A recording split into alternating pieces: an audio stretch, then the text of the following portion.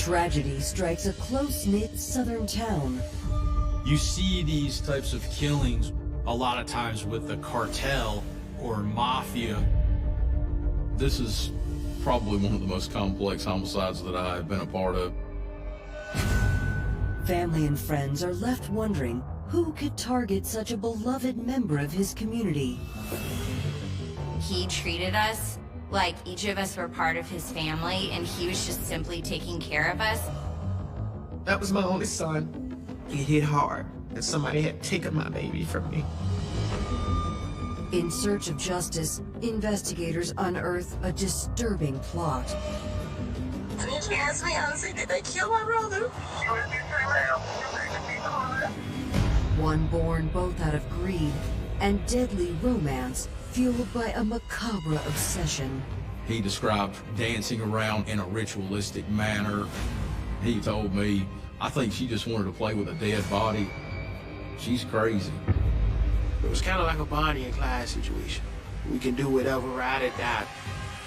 I don't believe they could have done it without the other because they both had sinister intention and they relied on each other. It's a cautionary tale about the dangers of meeting people online because you don't know what their true intentions may be. It's hard to imagine that kind of evil could live in the world. In the heart of the Deep South, Metro Atlanta is a mix of vibrant city life and pastoral settings.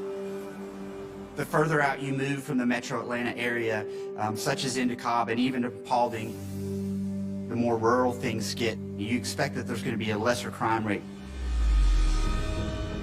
But on the evening of June 3rd, 2016, the Paulding County Sheriff's Office receives an alarming phone call. Calling 911. Yeah, I'm calling from Paulding Chrysler Jeep, and we have a neighbor who just walked down the road and he said he's found a dead body right across from our dealership on Old Griffin Road. The man was walking his dog when he came across what he suspected to be a decomposing body. He became alarmed and he went to a neighboring business and called 911. Is it all intact, did he say? Well, that's what I don't know yet. Male, female, any other description? Do not know. The body was found off of a major sort of 4-lane roadway in Paulding County. The first responders arrived and they discovered that it was in fact human remains. The deceased victim had been wrapped in a tarp and lit on fire. Despite extensive injuries, police determined their victim is an African-American male, approximately 5 feet 3 inches tall. Even though the remains had been burned and charred, you could tell that there was a bullet hole in the left temple area of the head. It was apparent that they were dealing with a homicide. Police search the area around the body and find no obvious signs of a struggle.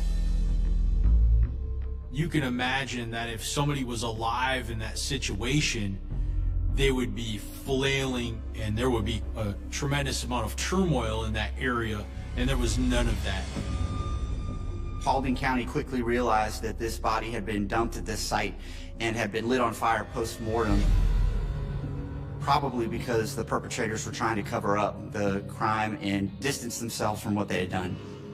You see these types of killings or these types of body dumps a lot of times with the cartel or mafia, where people aren't just killed, they're killed and then they're burned.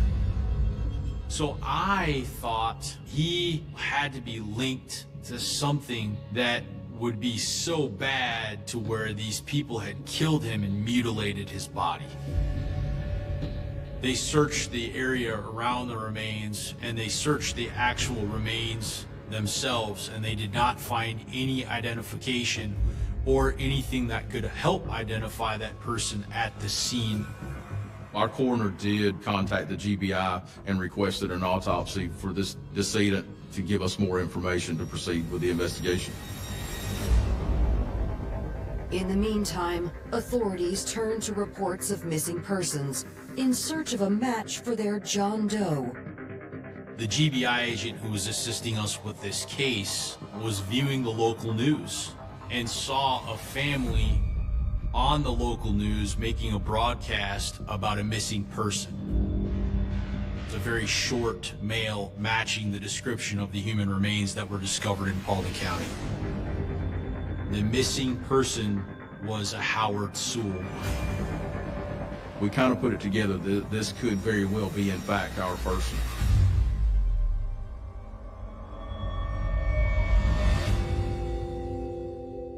Howard Louis Sewell Jr. was born on May 29, 1981 in Vicenza, Italy. My parents both were in the Army, and they were stationed in Italy, and that is how Howard came about. Faith and Howard were close. They played together all the time when they were younger, and he was a protector too, so he looked out for her. Howard Sewell was in between Faith and I. So he was like our little watchman, watched over us at all times, and he was always comforting for us. Howard remained close to his sisters throughout his life. In his 30s, he and his sister Faith shared an apartment in Smyrna, about 10 miles from downtown Atlanta. They also found jobs together at a beauty salon. He was the housekeeper, but he was the best. It goes more beyond the task. It was just the amount of effort and pride he put into his work. It was inspiring. Howard was the MVP, and that was because he treated us like each of us were part of his family, and he was just simply taking care of us. He loved working around the people that he was with. He had a lot of good people, positive people. I could say that his second family were the people on his job. On the eve of his 35th birthday, Howard Sewell's future looked bright. When I saw him on that Thursday, he asked if we could move his birthday party from Sunday to Monday. He said that he had plans. I said, "Oh, Howard, that sounds like a lady." And he just smiled and kind of grinned. But that was the last time any of Howard's friends or family heard from him. On Tuesday, mid-morning, the location that he worked at actually called me and said, "Hey, we tried calling Howard. He was a no-call, no-show, and that's very unusual for him. So I tried calling him multiple times, and I didn't get an answer. I know my brother, and I know he wouldn't ignore my calls unless something was going on, something was wrong, and it just didn't feel right with me." Faith called me. She said, "Mama, I don't want to worry you or scare you, but Junior didn't show up for work today, and he's not at his apartment." She said, "I've been calling him all day. I can't reach him." Me being a mother, immediately I know my son. And at that particular time, I have to say that my heart dropped. My heart actually dropped. Because I know him, and I knew something was wrong. That's when we dropped everything and went to the police to file a missing persons report. Local agency, Cobb County Police Department, documented the last time that they saw and spoke with him and began their investigation. They also wanted to get some stats on him, how much he weighed, how tall he was, so that they could circulate that around the metro Atlanta area in the hopes that we could discover where Howard had gone. Days passed with no news or leads on Howard's whereabouts. Then, 1 week after his family reported him missing, police in nearby Paulding County, Georgia, find the remains of an unidentified male matching Howard's description. Detectives contact Howard's family. They said they found a body, and I was very hopeful that it wasn't him. I was just like, I hope it's not him. It just can't be him. They asked us a lot of questions about Howard, about his job, about where he lived, and all the things that he did. The family made it very clear to us that this is not like Howard and that he would not go a length of time without speaking to his family, whether it be by phone or in person. He was very involved with his family. On June 6th, the Georgia Bureau of Investigation conducts an autopsy on their victim. The autopsy was rather revealing. We learned very quickly that he had died from multiple gunshot wounds, at least 4 gunshot wounds. They could also tell from the recovery of the projectiles that this was done with a 9mm handgun. The autopsy also confirms the family's worst fears. Looking at dental records, the GBI was able to confirm for us that indeed this was Howard's body. The police called and they gave us the information, and that was probably the moment I remember probably the most. He said, "Mrs. Inman, are you all together?" I said, "Yes, we're all together." And he said, "The coroner just came back into the room, and he has informed us that the body that we found is your son's body." At that point, I lost my breath. Like, I almost began hyperventilating. I remember it just vividly, getting out of the car and screaming, and literally screaming to the top of my lungs. We stood at the truck, screaming and crying and hurting, because that was my only son. It hit hard that somebody had taken my baby from me. Coming up, an anonymous tipster comes forward.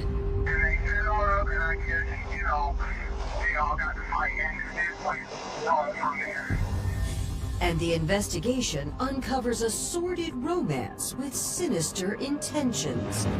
He kind of had a bad boy thing going on that she liked, and she really started spending all of her time with him. They fell in love with each other.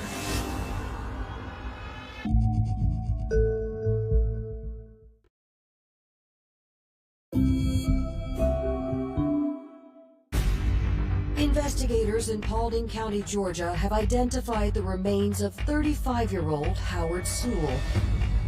And both law enforcement and Howard's family are desperately searching for answers on why someone would do this.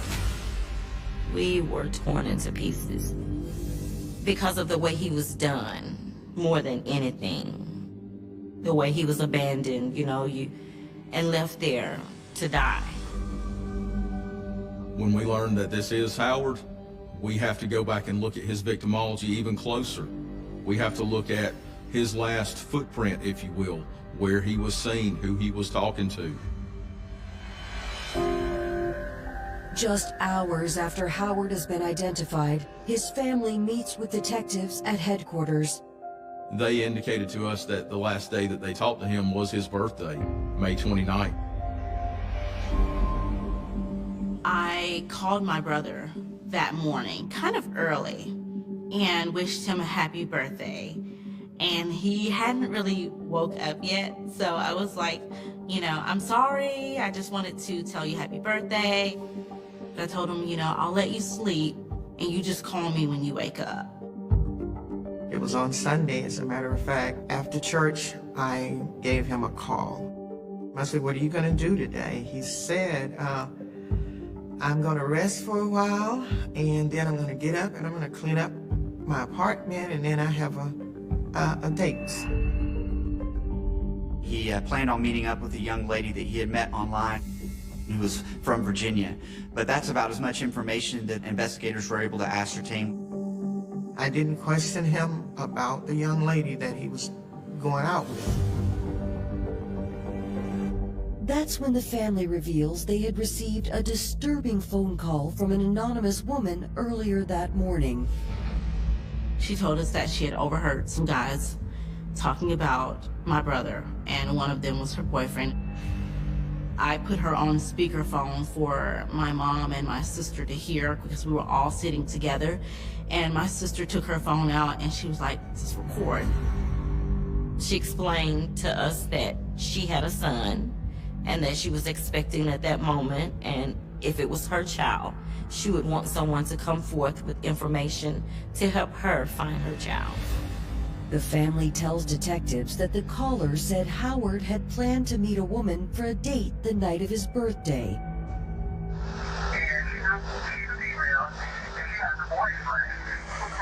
When he got there, their whole plan was to rob him instead of letting him, do what he had to do with the girl. Yeah, they're gonna set him up. Okay. They set him up, and I guess, they all got to fighting or whatever.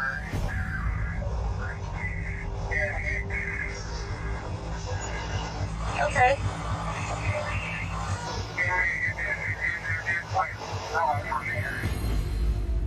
She was like, he's been shot.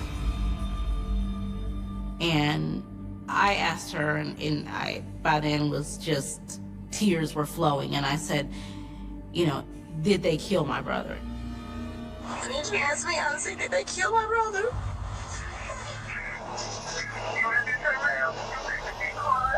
I'm sorry, I just want to know if they killed my brother.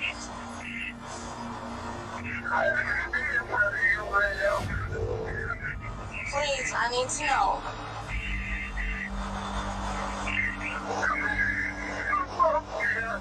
I know you are.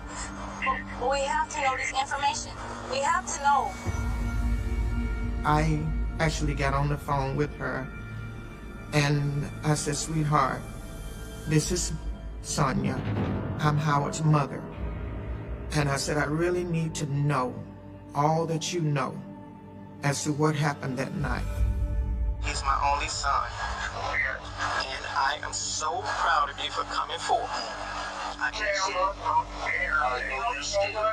know you're scared, but look, we are Christian people, and we will promise you we're going to ask God's protection upon you.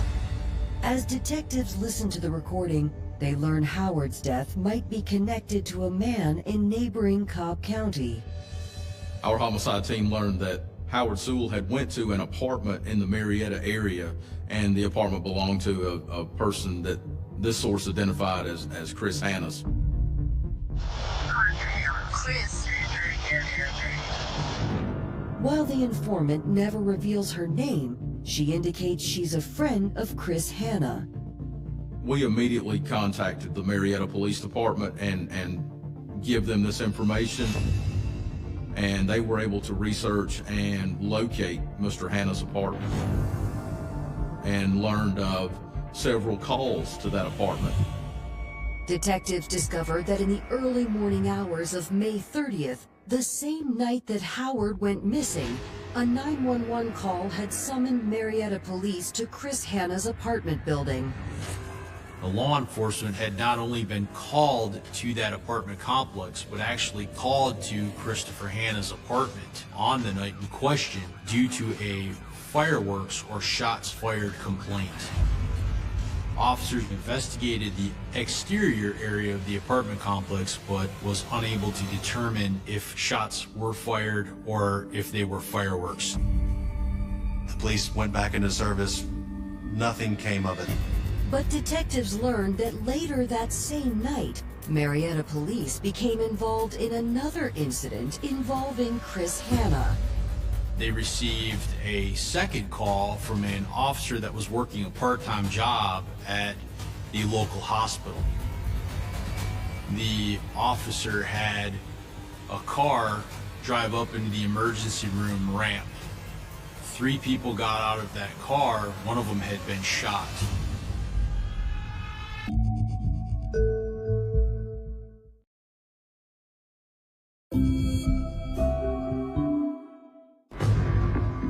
Less than a week after police in Paulding County, Georgia found the body of 35-year-old Howard Sewell, his family struggles to cope with the tragic loss. We weren't able to have a proper funeral for my brother. There was nobody there for us to even glance at one last time. We decided as a family not to even buy a casket to put any charred remains in, because that wasn't my boy. That was not him. So we ended up cremating his body. We weren't able to really say goodbye. Thanks to a tip from an anonymous informant, detectives believe they have connected Howard's death to a man named Chris Hanna. Police have also just learned that Chris Hanna was involved in a second shooting the same night Howard disappeared, and that the victim had been treated at a local hospital.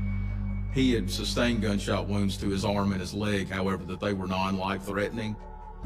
The gentleman that was shot, he was identified as Omar Savior. The female was identified as Thadeshia Clark. The male who had driven the car was Chris Hanna. Detectives learned that an officer working on duty at the hospital that evening had attempted to question the group, but they were unwilling to provide many details. Marietta detectives told us that they did not buy the story that they were given. However, there were not many leads to pursue at that time. When the uniform officer went out to the car to look inside the car, right dead center in between the two front seats, he saw the butt of the 9mm handgun sticking out. Marietta detectives contacted Chris and said, "You have a handgun in plain view in your car," and his words to them was, "It's not mine, go ahead and take it." At that point in time, it was abandoned property. The firearm and the vehicle were seized by police that night on May the 30th. Police had no reason to hold Chris or Thadeshia, so they left the hospital, and Omar Savior was treated and released the next day. But police still had very little information about the shooting.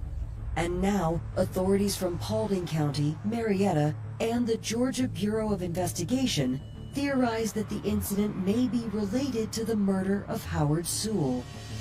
It was apparent to the police that Chris Hanna was somehow involved. We now had 2 additional names of people that might be involved as well, Omar Savior and Thadeshia Clark. We created BOLOs or lookout forms for those people, and then they were sent out to various agencies in the metro Atlanta area. We were now gathering all the information and intelligence that we could pertaining to Chris, Omar, and Thadeshia. We searched all of the social media that each of the 3 may have. What we learned about Chris Hanna is that he lived at an apartment complex here in Marietta. His profession was working as a personal trainer at a local gym. Chris Hanna met Thadeshia through the gym. Detectives learned that 20-year-old Thadeshia Clark had moved to Atlanta from Hampton, Virginia 5 years earlier. I looked into Thadeshia Clark quite extensively. She was living with Chris Hanna. She was actually, at the time of this investigation, was taking classes at a local community college on how to become a mortician. Detectives also connect Thadeshia to 21-year-old Omar Savior. Omar and Thadeshia were involved in a romantic relationship. What we knew about Omar, he wasn't from around here. We knew he was from the Pennsylvania area.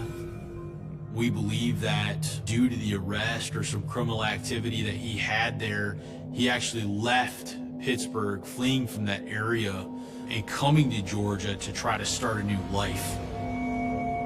It seemed like he had actually only been in this area for a very short period of time. He was basically homeless. Omar didn't really seem to have a steady job or home. He did have family in the area, but they couldn't really tell police much. He seemed to honestly be drifting through when he met Thadeshia. Authorities run a background check on Thadeshia and discover her record is clean. When detectives reach out to her friends and family, they're surprised to learn police are searching for the 20-year-old college student.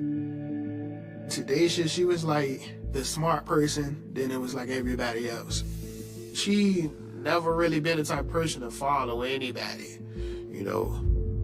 She had a lot of energy. She was open to a lot of people. I mean, she stayed to herself at the same time, but never really had problems.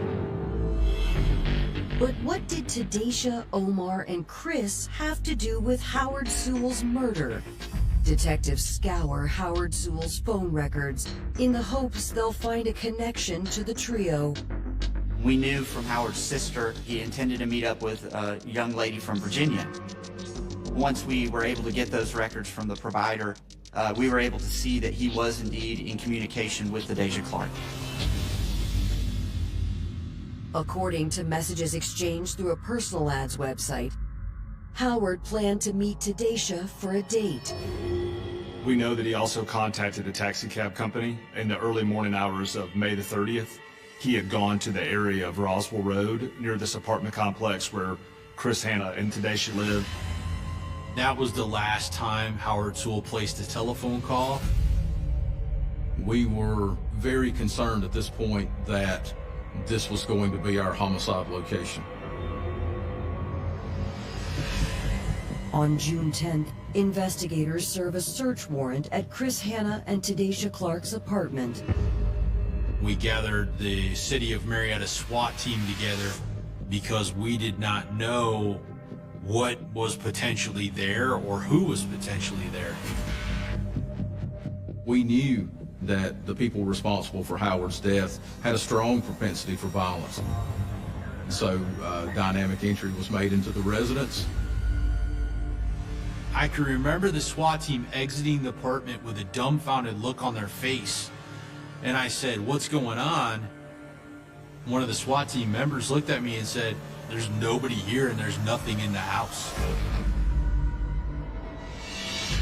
Coming up, a forensic search leads investigators to discover a key piece of evidence left behind by the suspects. I can remember the crime scene technician walking over to the bench and opening the bench up, and I looked inside and it was full of blood. And the manhunt for the missing suspects leads to a shocking tell-all confession.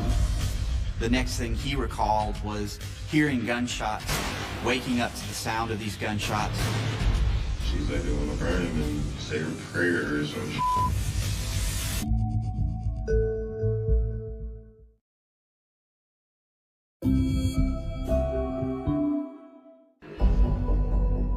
In Marietta, Georgia, homicide detectives are searching the apartment of Chris Hanna and Thadeshia Clark, where they believe 35-year-old Howard Sewell was shot and killed on May 30th, 2016.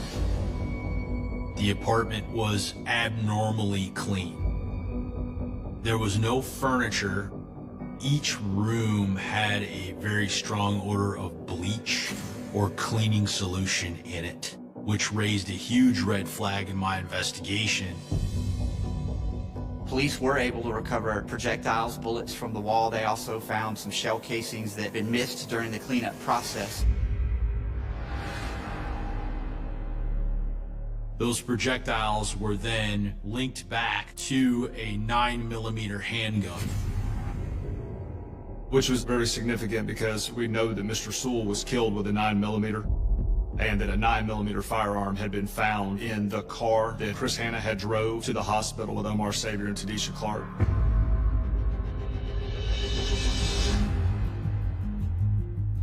As detectives continue processing the apartment, they make a crucial discovery in one of the few remaining pieces of furniture. It appeared to be a piano bench. I can remember the crime scene technician walking over to the bench and opening the bench up, and I looked inside and it was full of blood. There was blood that had leaked down, like the lid was open and then the blood was leaking down into or leaching into the middle of the piano bench. We took swabs from the blood located in the bench, and that blood was later matched to Howard Sewell. Now you have DNA, shell casings, and projectiles from the back room of this apartment. We all but confirmed that the shooting happened at this apartment, and this is where Howard was actually killed. Unfortunately, there are no signs in the apartment of where the suspects had fled. Then, 5 days later, on June 15th, Detectives receive word that one of the 3 suspects has been taken into custody, but on unrelated charges. As it happens, Omar was arrested for an unrelated assault charge in a neighboring city. We were contacted by another agency stating that Omar Saviar was actually in custody in our local jail. And I decided that we were going to go interview Mr. Saviar. When detectives sit down with Omar for a formal interview, the 21-year-old is less than cooperative. Police did bring up Howard Sewell by name to Omar and asked if this was somehow related to this missing persons report and the discovery of Howard's body in the neighboring county. He denied any involvement in it whatsoever. You could tell that he was getting mad. He was getting frustrated with us asking these questions until the point to where he just said, I don't want to talk to you guys anymore. I want to go back to my jail cell. I need to talk to an attorney. And we ended the interview right after that. Omar essentially shut down, but police let him know in no uncertain terms that they believed he was involved in this fatal shooting, that charges could be forthcoming. 2 days later, investigators catch another big break. Chris Hanna got picked up on a pandering charge, and we found that he was in jail. So we attempted to interview Mr. Hanna about our investigation. Chris volunteered to speak with us. When we met with him, we went through essentially his life history, and we went all the way up to the point of this case. Chris is giving background into his relationship with Thadeshia. They had actually been friends and roommates for several years, but Omar had just recently come into the picture a few weeks ago.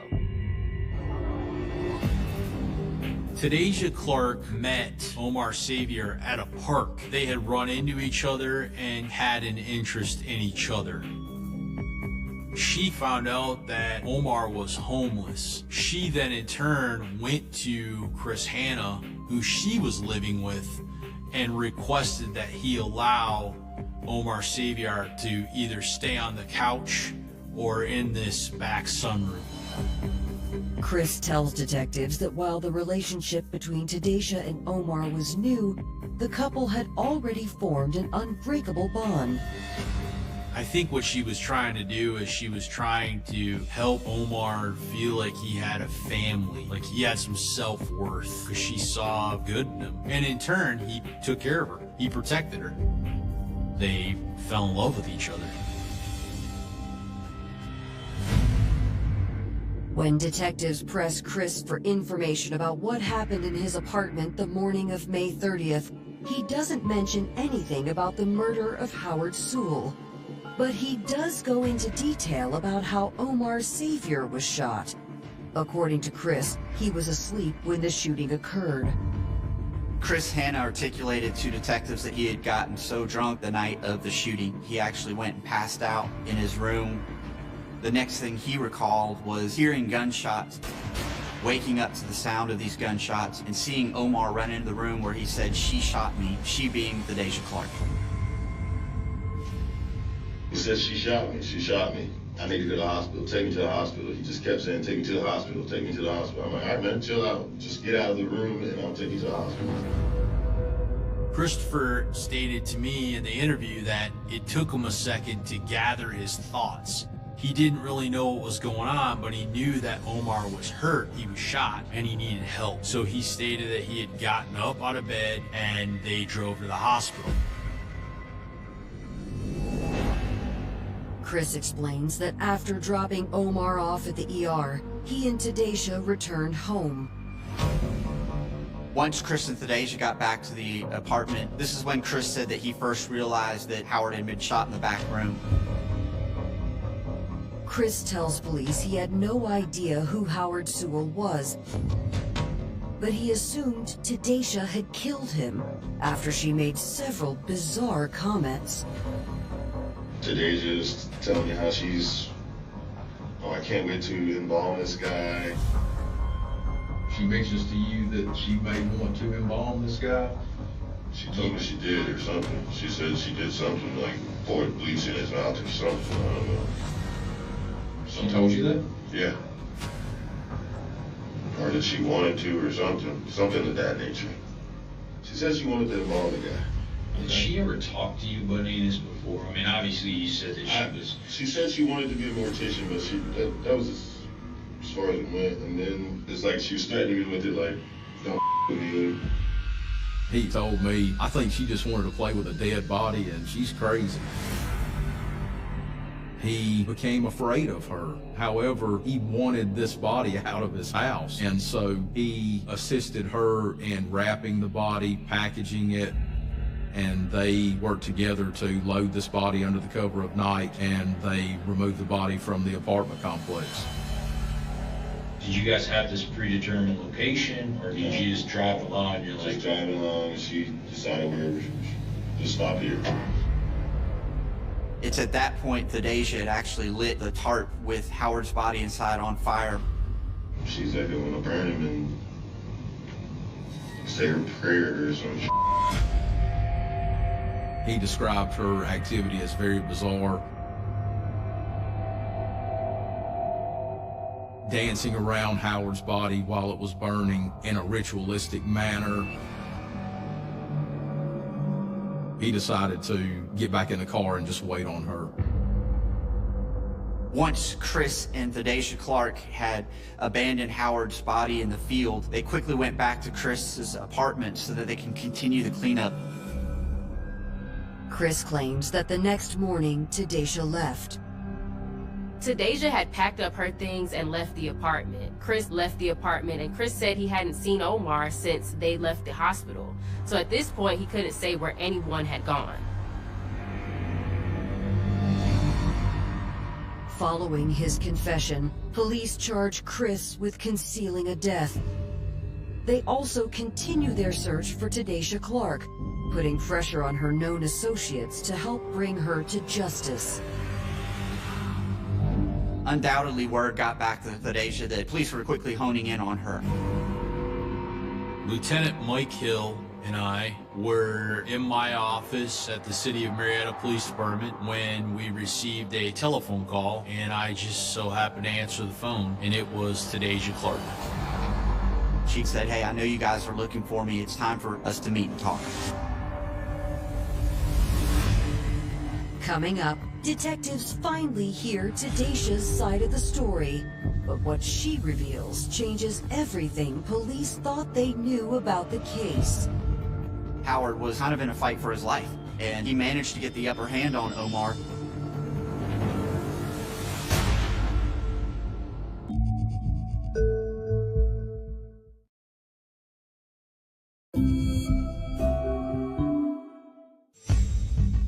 Two weeks after the murder of Howard Sewell Jr., 20-year-old Thadeshia Clark surrenders to law enforcement. We met with her at a place of business in a parking lot, and we conducted an interview with her. Thadeshia starts her story by admitting to police that late in the night on May 29th, she had lured Howard Sewell to her apartment under false pretenses. He was intended to be the first of several victims that Omar and Thadeshia had planned to target. What was revealed through the interview with Thadeshia was that this was a scam. That their whole intent was to lure people to this apartment so that they could rob them of their money. And that Thadeshia had met Howard online. She had made some promises to him. Howard showed up at this apartment, thought that he was going to celebrate his birthday, thought that he was going to maybe have a hookup with Thadeshia. So initially it was amicable, they were kind of flirty with each other, and then all of a sudden Thadeshia and Omar pulled a gun on him and started trying to rob him. Omar starts demanding money from Howard Sewell. I believe Howard Sewell felt that he didn't have any other recourse. He attacked Omar Saviar. Omar was significantly bigger than Howard. Howard was kind of in a fight for his life, and he managed to get the upper hand on Omar such that Omar actually lost the gun during this physical fight. Thadeshia picked up the gun at Omar's request. She said that Omar instructed her to shoot Howard. She picked up the gun and began shooting. She mistakenly struck Omar, but she also struck Howard a couple of times as well. And it's at that point that Howard was incapacitated enough that Omar could retrieve the firearm. He fired the fatal shot into Howard's head.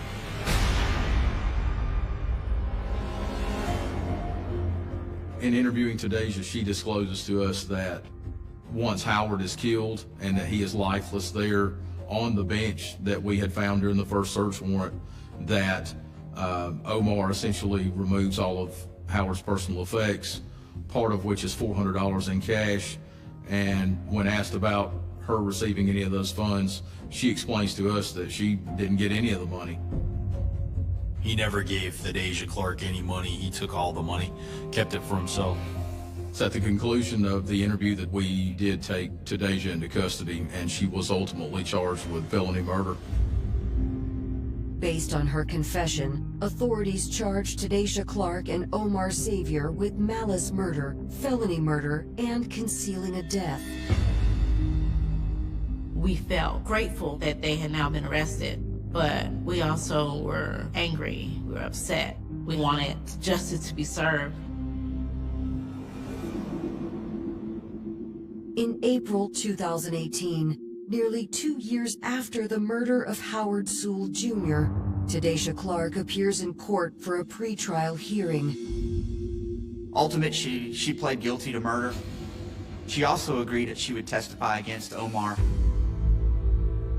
3 months later, on the eve of his trial, Omar Savior also pleads guilty. To our surprise, he said, "I'm going to get convicted anyway. It's time for me to just plead guilty to the murder counts too."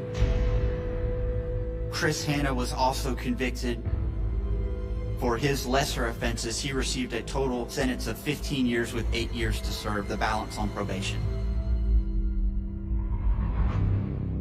Omar and Thadeshia were sentenced to life in prison with the possibility of parole. I think they were equally responsible in this case. I don't believe they could have done it without the other, because they utilized Thadeshia to lure Howard Sewell, and Omar handled the robbery aspect. I think that they both had sinister intentions in this case, and they relied on each other to carry it out. I felt like she got into a relationship and was probably so deep in love with this person that she would do whatever. It's kind of like a Bonnie and Clyde situation.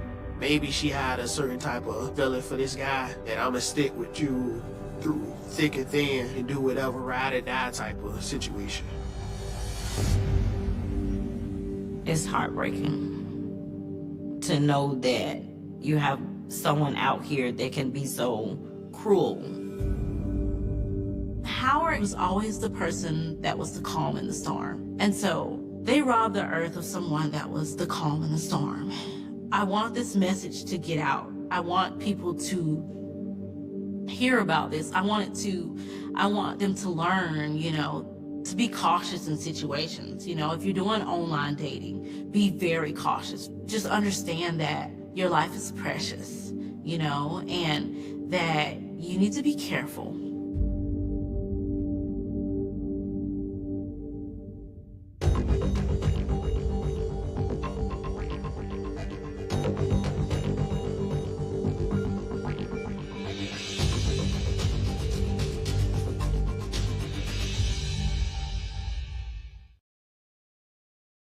The river was cold that December afternoon, cold enough to turn breath into smoke, cold enough to drive most people home before the daylight disappeared. But on December 20th, 1976, 14-year-old Kenneth Jumper Jr. was walking along the banks of the Lehigh River near Whitehaven, Pennsylvania, checking traps. He had done it before. The riverbank was familiar. The woods were familiar. The silence was familiar. Then he saw something that did not belong there. At first, it looked like luggage. 3 suitcases scattered beneath the Interstate 80 overpass. One had been damaged by the fall. Another lay open. Then Kenneth saw something beside one of them. Something dark. Something round. He stepped closer. And the world he knew changed forever. It was a human head. A teenage boy had just stumbled onto one of the most disturbing murder scenes Pennsylvania would ever see. Investigators arrived to find suitcases thrown from the highway more than 300 feet above the riverbank. Inside and around them were the remains of a young woman. Her body had been brutally dismembered.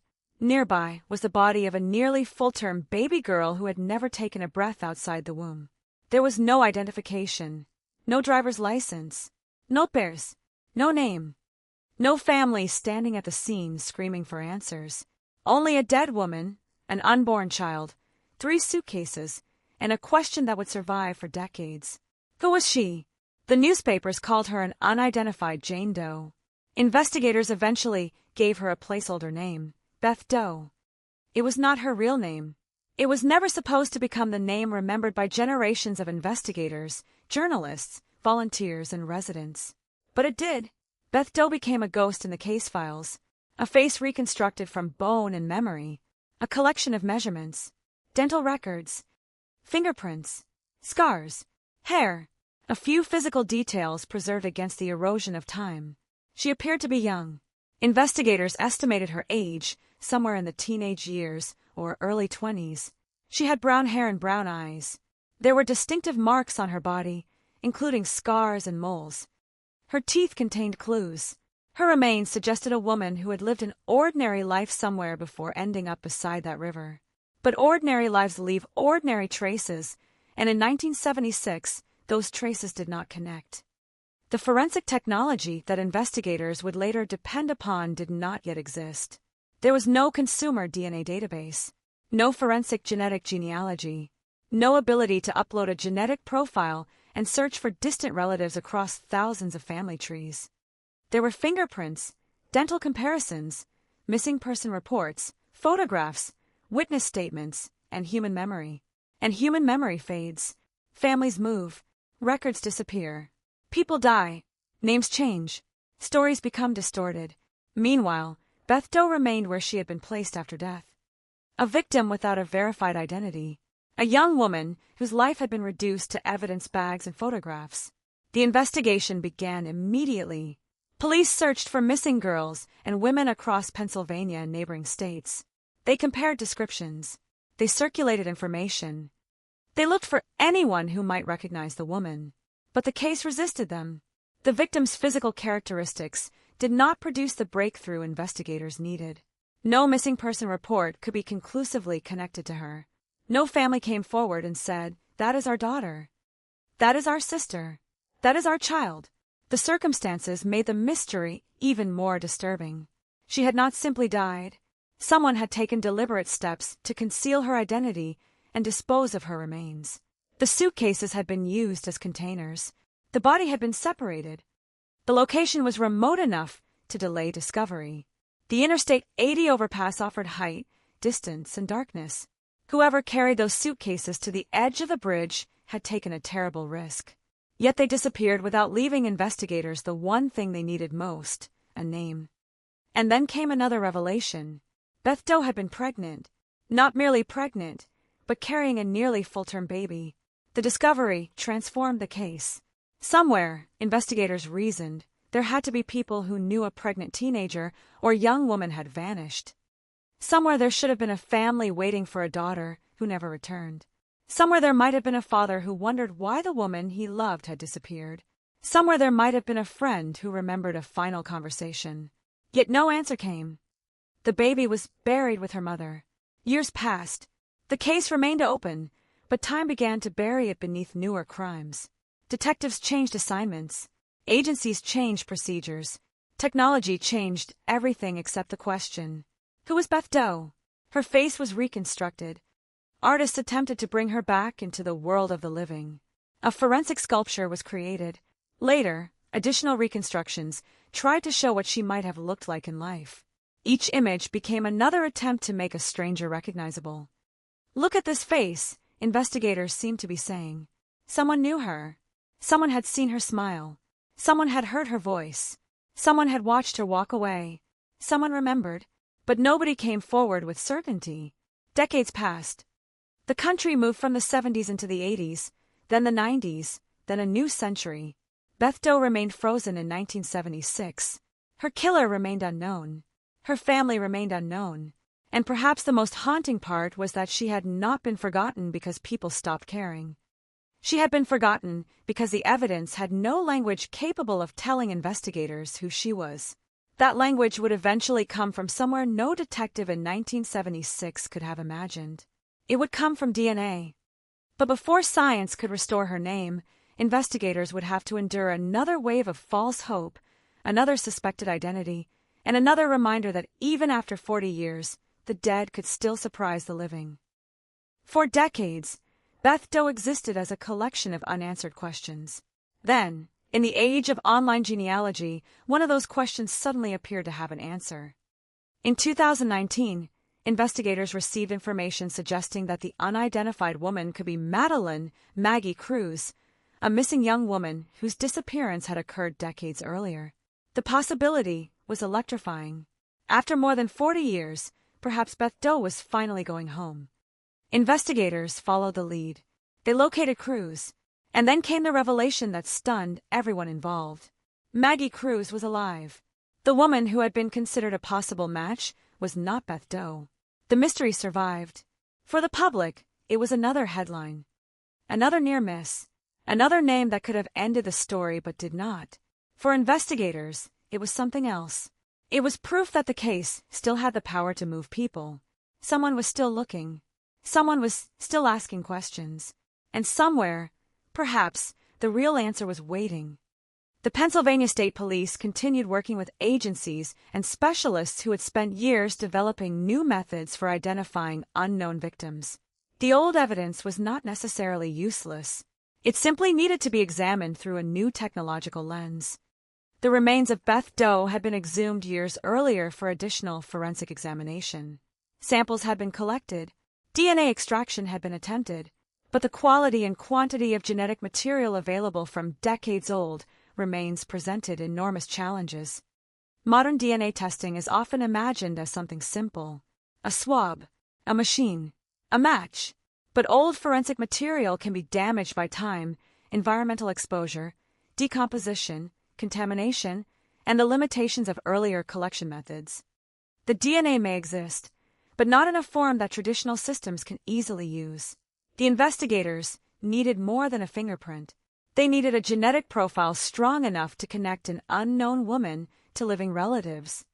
In 2020, Pennsylvania authorities worked with the National Center for Missing and Exploited Children and advanced DNA laboratories to revisit the evidence. A sample from Beth Doe's remains was sent for specialized analysis. The work was painstaking.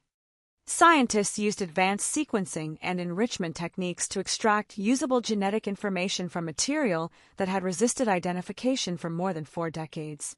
The goal was not simply to find a name in a database. The goal was to build a genetic profile that could open a door into the past. And then that profile enter the world of forensic genetic genealogy. Somewhere inside the vast network of genetic relationships stored in genealogical databases was a person who shared a significant amount of DNA with the unknown woman. The match was not the answer by itself. It was a thread. Investigators had to follow that thread through family relationships, records, timelines, disappearances, and geography. The genetic match pointed toward the Cologne family. One name became especially important. Luis Cologne Jr. His DNA was not submitted because he believed he was solving a murder. He had been exploring genealogy. He had uploaded his genetic information to consumer genealogy services, hoping to learn more about his family, and perhaps connect with relatives he had never known. He could not have known that his DNA would eventually speak for an aunt who had vanished before he could know her. When investigators contacted him, the conversation changed everything. There was a missing woman in his family, Evelyn Cologne, 15 years old, from Jersey City, New Jersey. Missing since the mid-1970s. Suddenly, the faceless Beth Doe had a possible identity. Evelyn had been born in 1961. She was a Puerto Rican teenager living in New Jersey. Her disappearance had never been resolved. Her family had spent decades believing different stories about what happened to her. Some had believed she had left with an older boyfriend. Others held on to the possibility that she had started another life. There had even been an anonymous letter that reportedly suggested Evelyn had given birth to a baby boy. For the family, uncertainty had become its own form of grief. They had not known whether Evelyn was alive. They had not known whether she had chosen to disappear. They had not known whether she was in danger. They had not known whether she wanted them to find her. And now police were telling them something almost impossible to absorb. The unidentified murder victim, known for 44 years, as Beth Doe, was Evelyn. The woman in the suitcases had a name. The teenager, who vanished from Jersey City, had been found hundreds of miles away in the form of remains that had waited decades for someone to recognize her. The identification was announced in March 2021. The case that had begun in 1976 had finally answered its first question. Bette Doe was Evelyn Colon, 15 years old, a daughter, a sister, a niece, a mother who never got to meet her child, a human being whose identity had been erased by violence but restored by science. Yet the identification did not close the case. It opened it, because knowing who the victim was meant investigators could finally ask the question they had been unable to ask for 44 years. Who killed Evelyn Colon, and why? The answer appeared to be waiting in the same family history that had finally identified her. Evelyn had not vanished from a vacuum. She had been living in Jersey City. She was young. She was pregnant. And she had a boyfriend. His name was Luis Sierra. The man who had once been part of Evelyn's life suddenly became central to a murder investigation that had been dormant for generations. Investigators began rebuilding the final days of Evelyn's life. They spoke with family members. They examined old statements. They looked at the timeline. They considered what Evelyn's relatives had believed happened to her. For decades, the family had carried a story that Evelyn had left with her boyfriend and was going to start a new life. An anonymous letter had reportedly told them she had given birth and that the baby was alive. But now the body of a nearly full-term baby had been recovered with Evelyn's remains in Pennsylvania. The story they had been given was false. Their daughter had never walked away into a new life. She had been murdered. Her unborn child had died with her. The discovery was devastating, but it also gave investigators a new direction. The suspect was no longer an abstract figure. He was a person, someone who had known Evelyn, someone who had potentially been close enough to know about her pregnancy, someone who may have known where she was during the period in which she disappeared, someone who could have explained how her body traveled from New Jersey to Pennsylvania. The case suddenly had a human face on the other side of the crime. Investigators interviewed Sierra in March 2021 at his home in New York. By then, the 44-year-old mystery had become an active homicide investigation again. The interview became a critical piece of the prosecution's case. Sierra was eventually arrested and charged with homicide. The news traveled quickly. The woman who had been Bette Doe for nearly half a century now had a real name. And the man authorities believed was responsible for her death had a real name too. For the public, the case seemed to be approaching a conclusion. But criminal investigations do not end when someone is charged. They enter another stage. Evidence must survive court challenges. Statements must withstand scrutiny.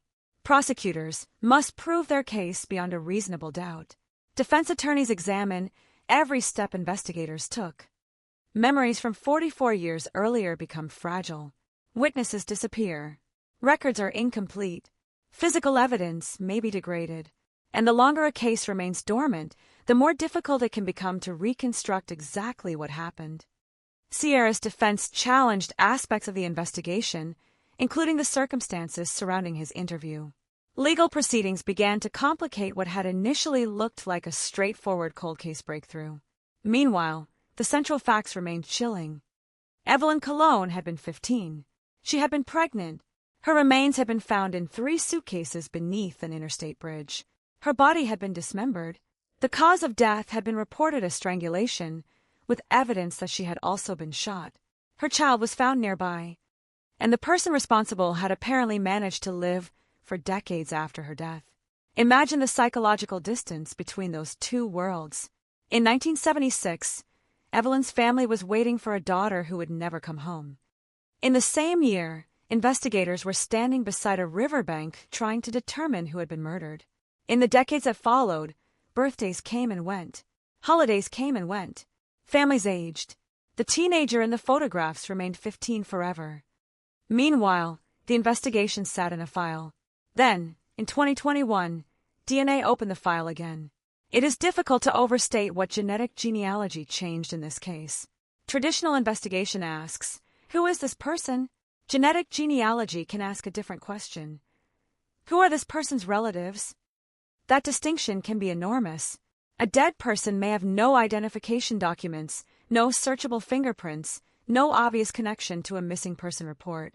But DNA does not require the victim to have introduced herself to investigators. Her genetic relatives can speak for her. A nephew who never expected to become evidence can provide the connection. A family tree can become a map. A genealogy database can become a doorway. But even when DNA identifies the victim, it does not automatically prove the killer's identity. That distinction matters. Evelyn had been identified. Her killer had not been convicted. A suspect had been charged, but a charge is not a verdict. The case had moved forward, but the truth still had to survive the courtroom. And that was where the decades became both an advantage and a curse. Time had preserved some evidence. Time had destroyed other evidence. Time had allowed investigators to use technology that did not exist in 1976. But time had also erased witnesses and memories. The case had crossed from one generation of investigators to another. Some of the people who first worked it were gone.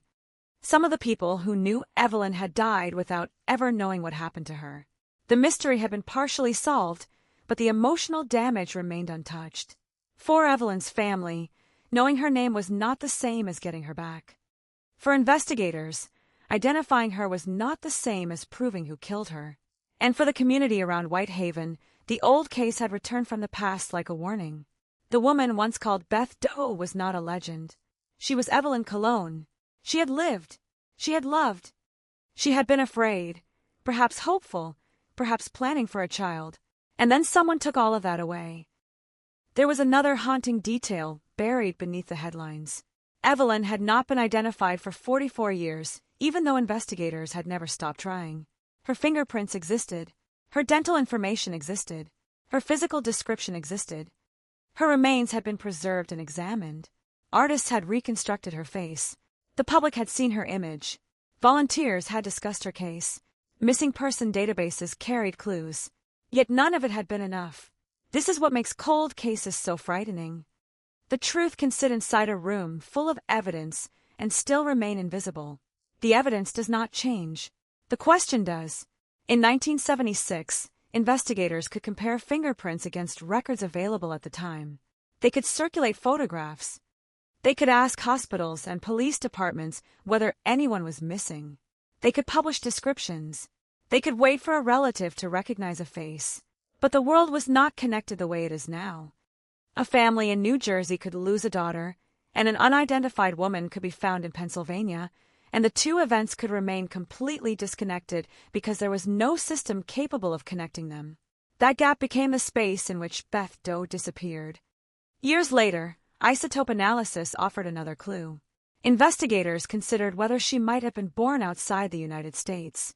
At different points, theories about her ancestry shifted. Some believed she might have been an immigrant from Europe. Others considered different ethnic backgrounds. Such theories were understandable given the evidence, but they also show the danger of incomplete information. Forensic science can narrow possibilities without necessarily producing certainty.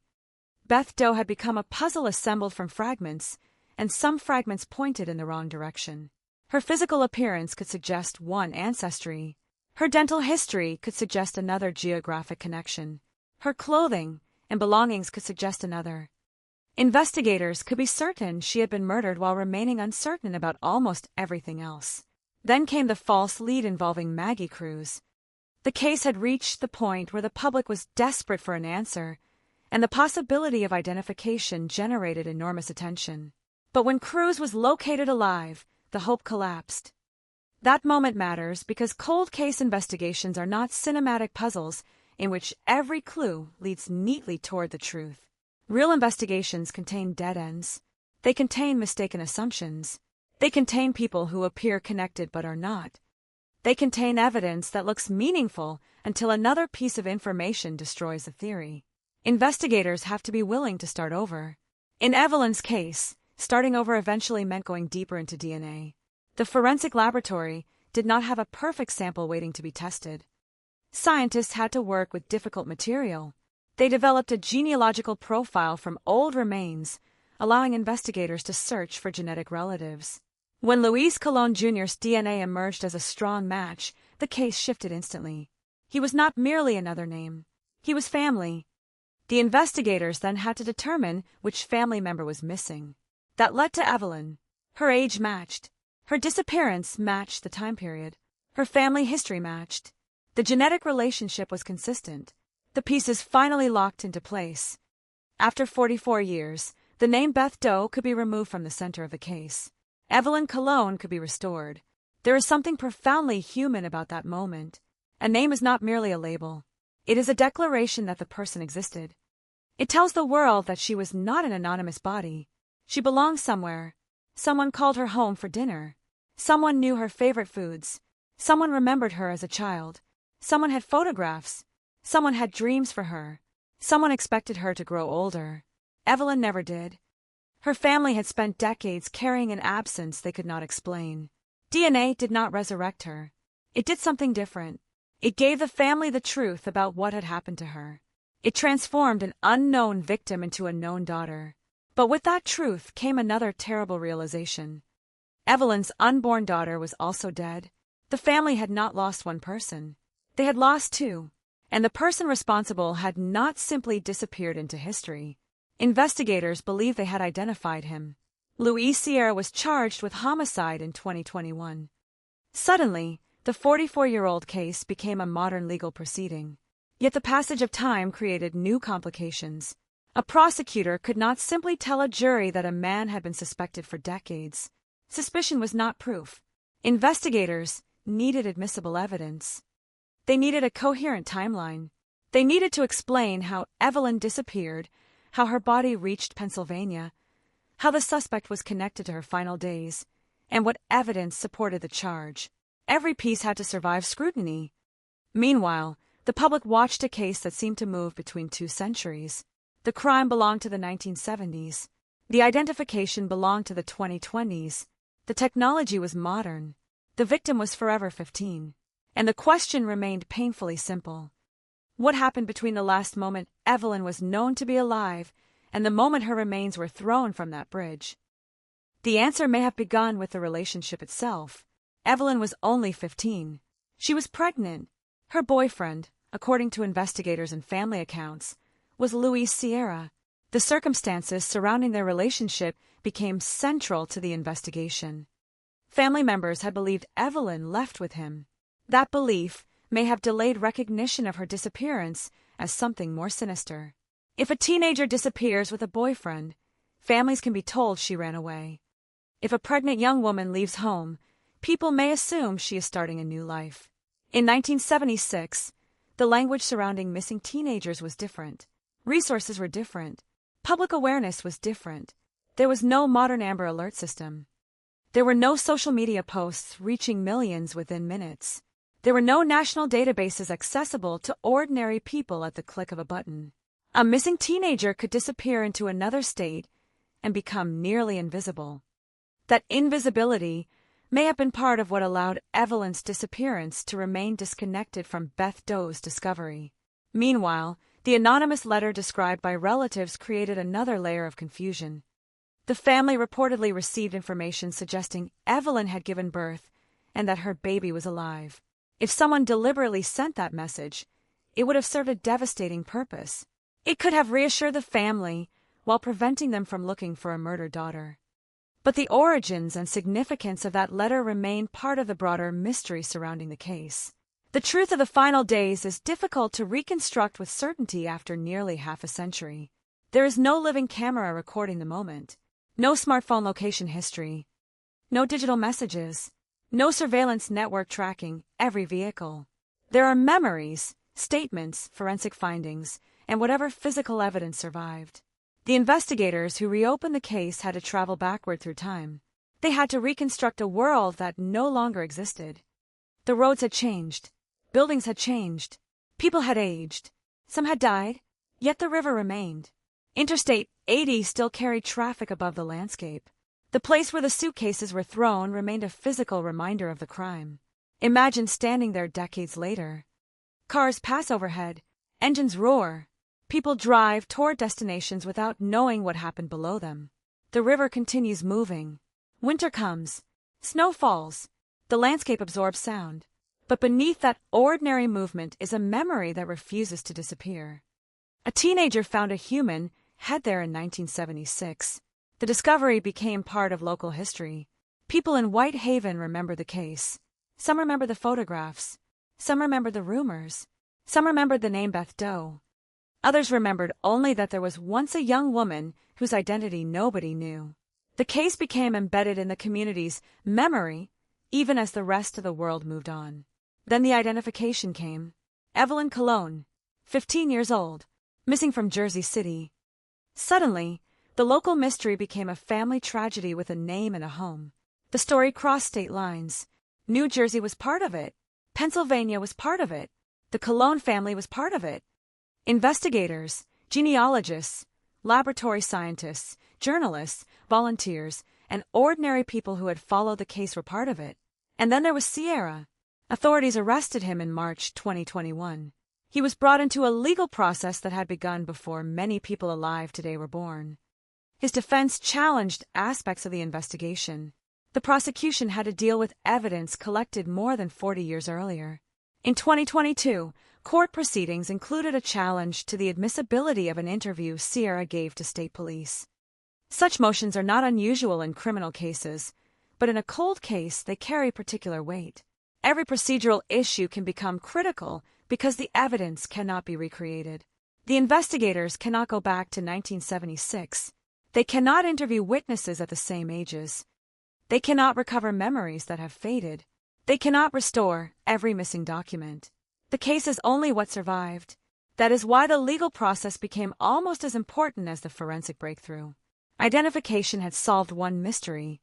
It had not solved the crime. And as the years passed after the arrest, the case remained unresolved in a different way. The woman was no longer unknown. But justice was not yet complete. Then came another dramatic development.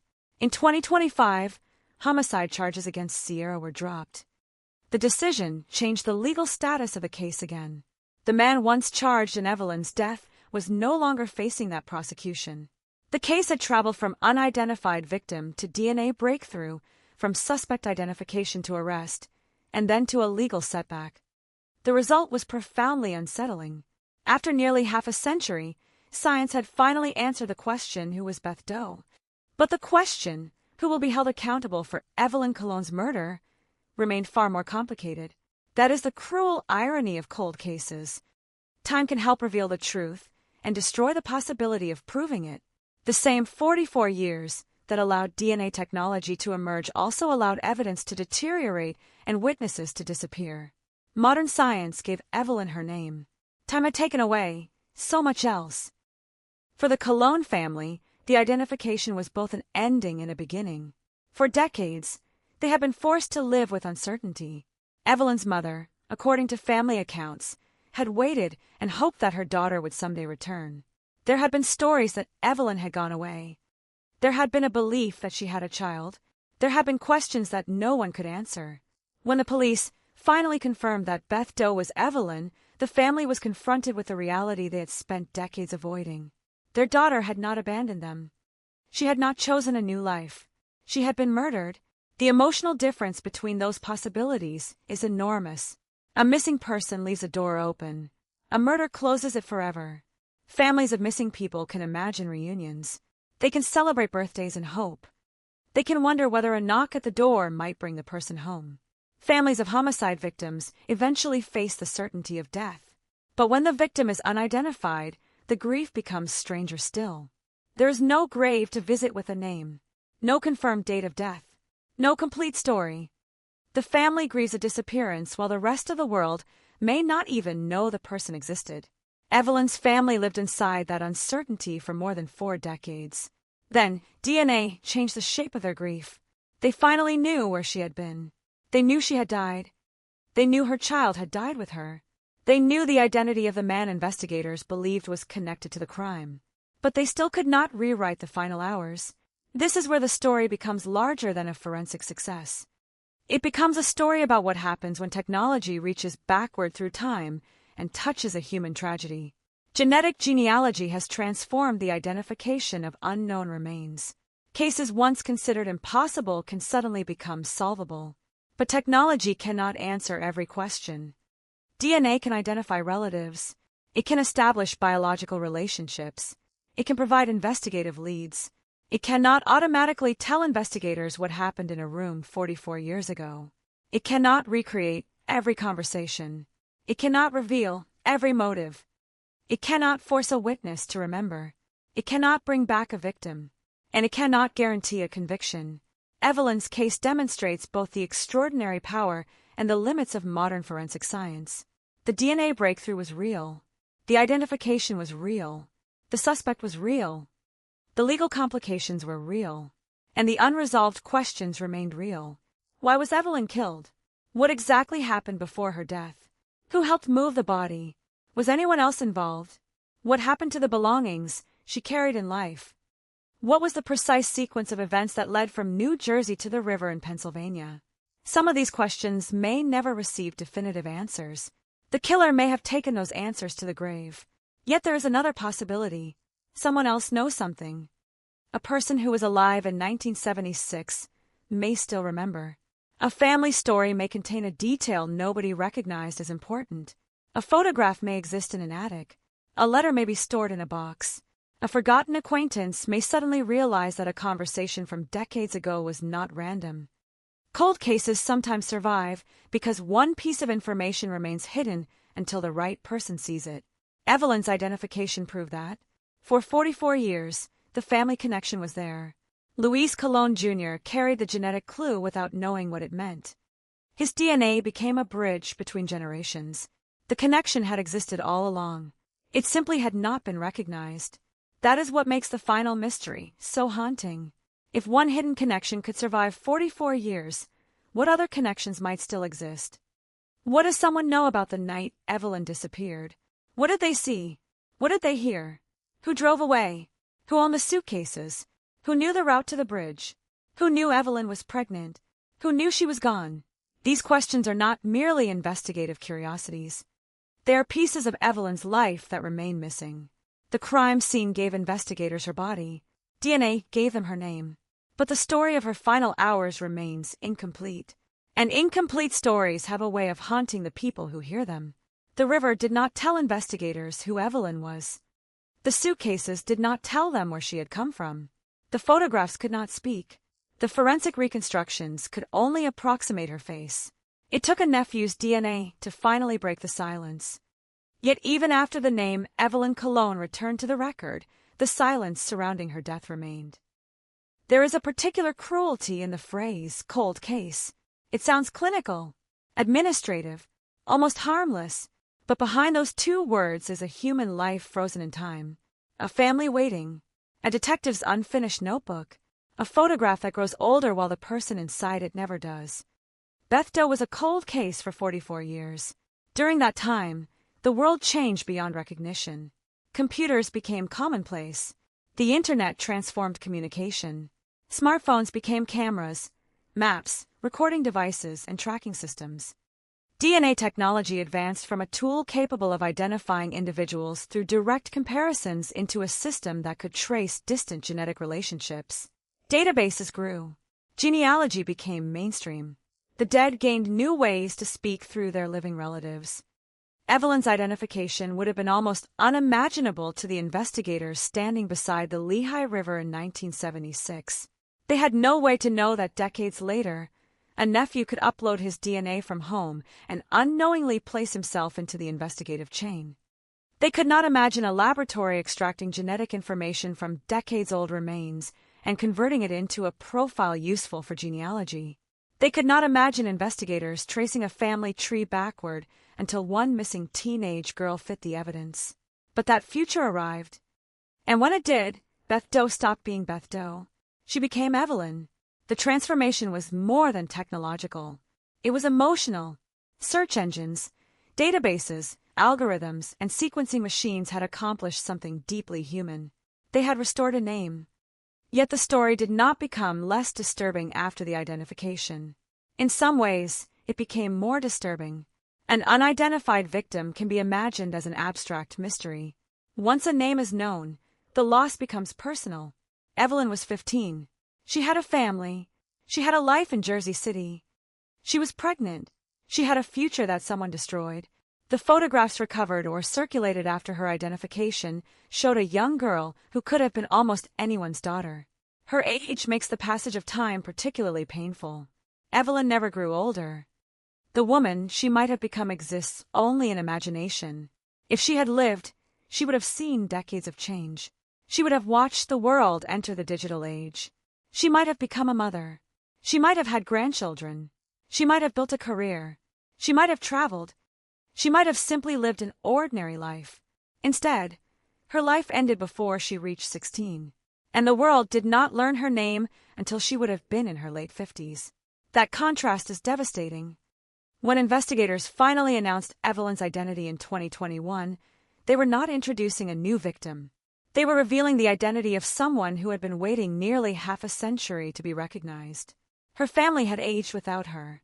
Her mother had lived with uncertainty. Relatives had carried questions.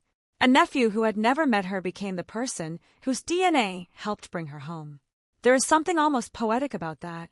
Evelyn disappeared before the age of modern genetic genealogy. Her family connection survived into that age. Her bloodline carried the information investigators needed. The killer could remove her name from her body. He could hide her remains. He could move her across state lines. He could leave her beside a river. But he could not erase her DNA. And DNA, unlike a photograph or a fingerprint, can travel invisibly through generations. It can be inherited. It can survive in relatives who never knew why their genetic information mattered. That is why forensic genetic genealogy has become such a powerful tool in cold case investigations. The dead do not need to have uploaded their DNA. Their relatives may have done it. A victim can disappear completely while their biological family remains connected to them through millions of genetic markers. In Evelyn's case, that connection eventually became impossible to ignore. But science is not magic. The genetic match generated an investigative lead. Human investigators had to verify it. They had to compare family histories. They had to locate missing person records. They had to establish timelines.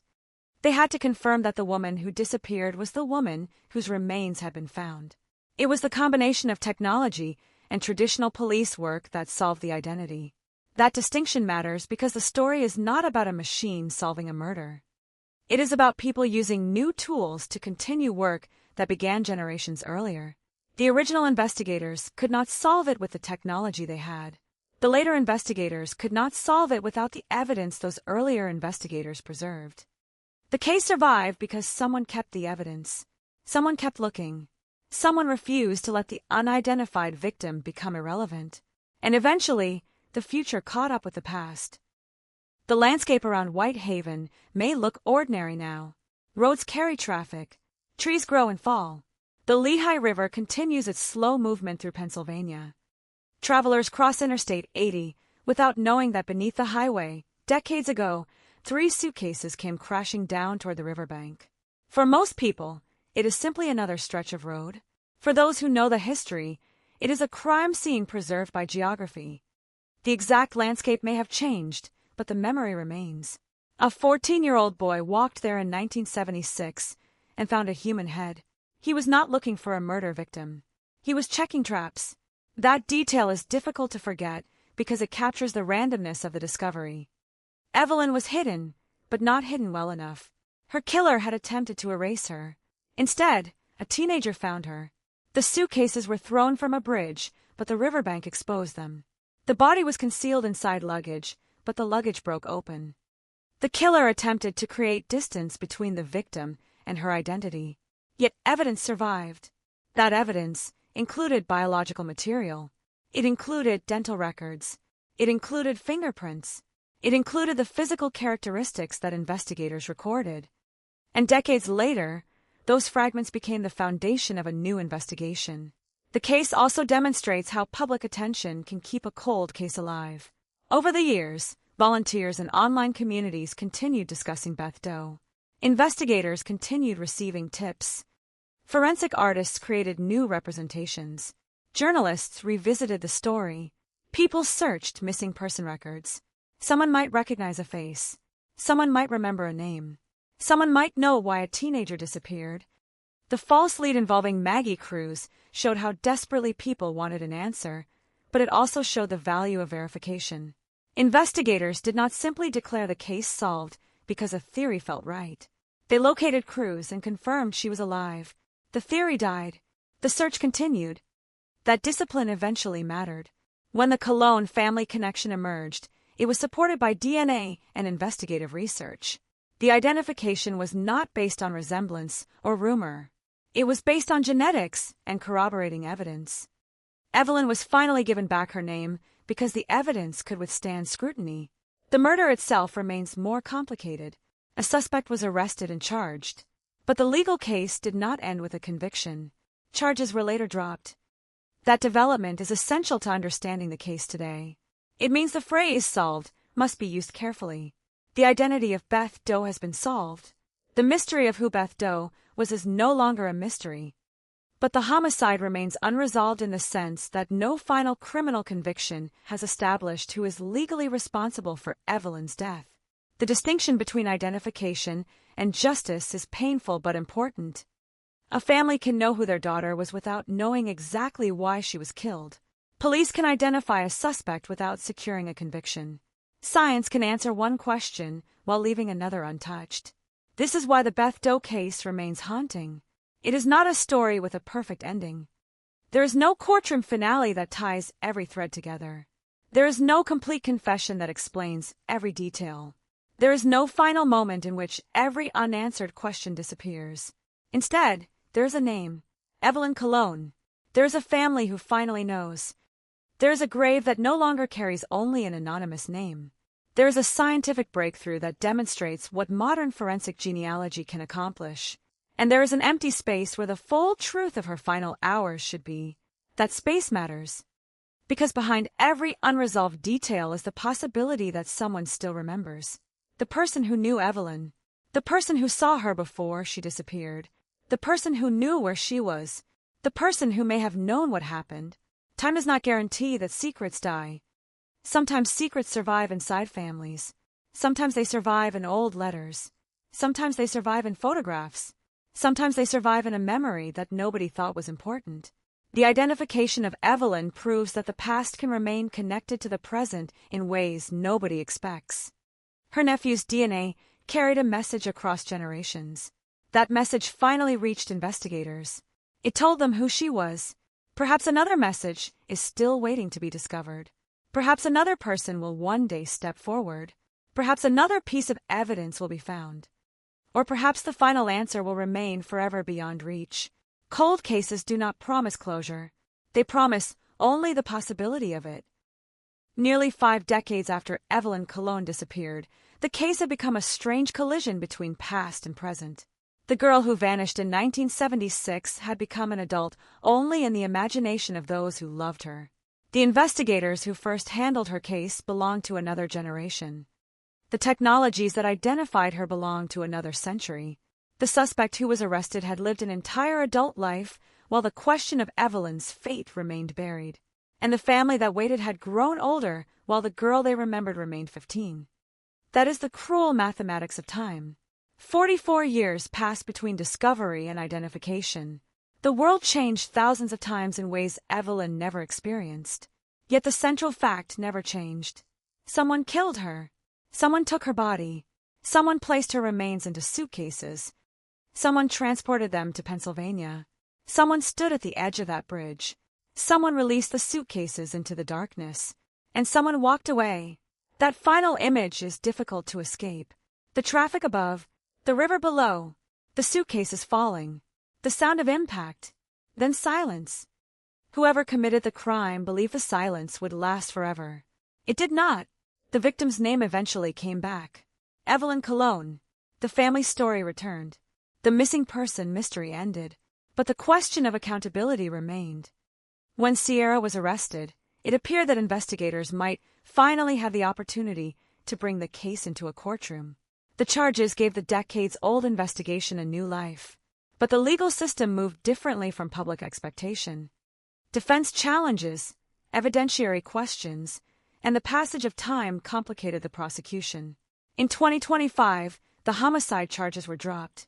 For people following the case, the development was a stark reminder that an arrest is not the same as justice. The DNA identification was powerful, but it identified the victim, not by itself the murderer. The investigation had to establish responsibility through evidence capable of surviving legal scrutiny. That process ultimately did not produce a final conviction. So the case remains in an unusual state. Evelyn Colon is no longer unidentified. Her killer is not legally established. The victim's identity is solved. The murder is not. That distinction is the heart of the story. For years, the public knew her only as Beth Doe. Now that name is a historical marker. It describes the period when investigators did not know who she was. But she was never truly a Doe. She had a family name. She had a childhood. She had memories. She had a future. She was Evelyn before anyone in Pennsylvania knew her as Beth. And she remained Evelyn even when the world had forgotten her name. The forensic breakthrough did not create her identity. It recovered it. That may be the most important lesson of the entire case. Unknown does not mean unloved. Unidentified does not mean unremembered. Missing does not mean forgotten. Somewhere, even when investigators had no idea who Beth Doe was, there were people who knew Evelyn existed. Her family remembered her. They wondered where she had gone. They carried the unanswered question. The tragedy was that the family did not know where to direct their grief. DNA finally gave them that direction. It gave them a grave.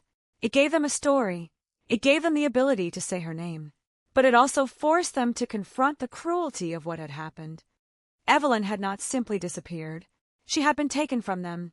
Her unborn child had been taken too. The passage of time could not soften that truth. It could only make it harder to prosecute. This is why the Beth Doe case should not be remembered merely as a forensic success story. It is also a warning about missing people, a warning about unidentified remains, a warning about how easily a teenager can disappear when systems fail to connect information, a warning about the limits of technology, and a warning about the difference between finding the truth and proving it in court. Modern science gave Evelyn her identity, but justice requires more. It requires evidence. It requires accountability. It requires a conclusion that can withstand challenge.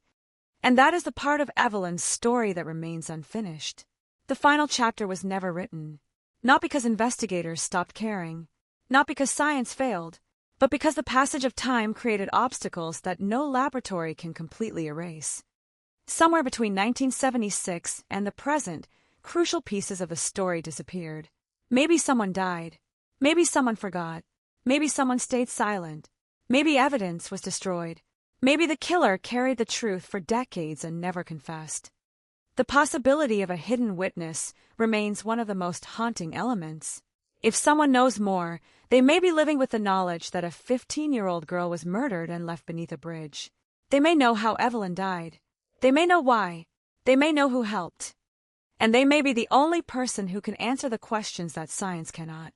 The case therefore remains open in the deepest sense, not necessarily because investigators have no theories, but because the story lacks a final, undeniable answer. There is a moment in every cold case when the victim's face becomes more than evidence. It becomes a person again. For Evelyn, that happened when her name returned. The photographs of a teenage girl from Jersey City replaced the forensic identity of Beth Doe. The face was no longer a reconstruction. The life behind it was no longer speculation. She had relatives. She had a home. She had a history. She had been missing. The mystery had finally become personal. And perhaps that is why the case continues to resonate. Evelyn was not a distant historical figure. She was 15. She was the age of a high school student. She was young enough to still be growing into the person she would become. Her pregnancy made her situation even more vulnerable. Her relationship with Sierra placed her within a complicated personal world that investigators would spend decades trying to reconstruct. Her family believed she had gone away. Then a body appeared in Pennsylvania. The geographic distance between Jersey City and White Haven became part of the mystery. How did a missing teenager from New Jersey become an unidentified murder victim in Pennsylvania? The answer seems connected to the people around her, but the complete chain of events has never been publicly established beyond doubt. This uncertainty creates a strange emotional tension. The case has a name, but not a complete ending. It has science, but not full closure. It has a suspect history, but not a final judicial determination. It has a grave, but the circumstances that led her there remain partly hidden. In many ways, this is what a true cold case looks like. Not a dramatic television mystery that resolves in 48 minutes, but a fractured history in which some questions are answered and others become harder with every passing year. Yet the fact that Evelyn was identified after 44 years offers something important to every unidentified victim whose name remains unknown. It demonstrates that time does not necessarily destroy every possibility. DNA can survive. Family relationships can survive. Records can survive. A single upload to a genealogy database can change an investigation that has been dormant for decades. The person who submits the DNA may not even realize what they have done. Luis Colon Jr. was looking for family connections. He was not expecting to become the key to identifying a murdered aunt. That is the strange power of forensic genealogy. The living can unknowingly carry evidence for the dead. A genetic connection can remain dormant until the right investigation finds it. In that sense, Evelyn's bloodline refused to disappear. The killer may have tried to remove her identity, but biology preserved a link. Decades later, that link became a name. This is why the case has become an important example in the development of forensic genetic genealogy. It shows how unidentified remains can be connected to living relatives even when conventional investigative methods have failed. But it also illustrates the ethical and investigative complexity of using genealogical databases.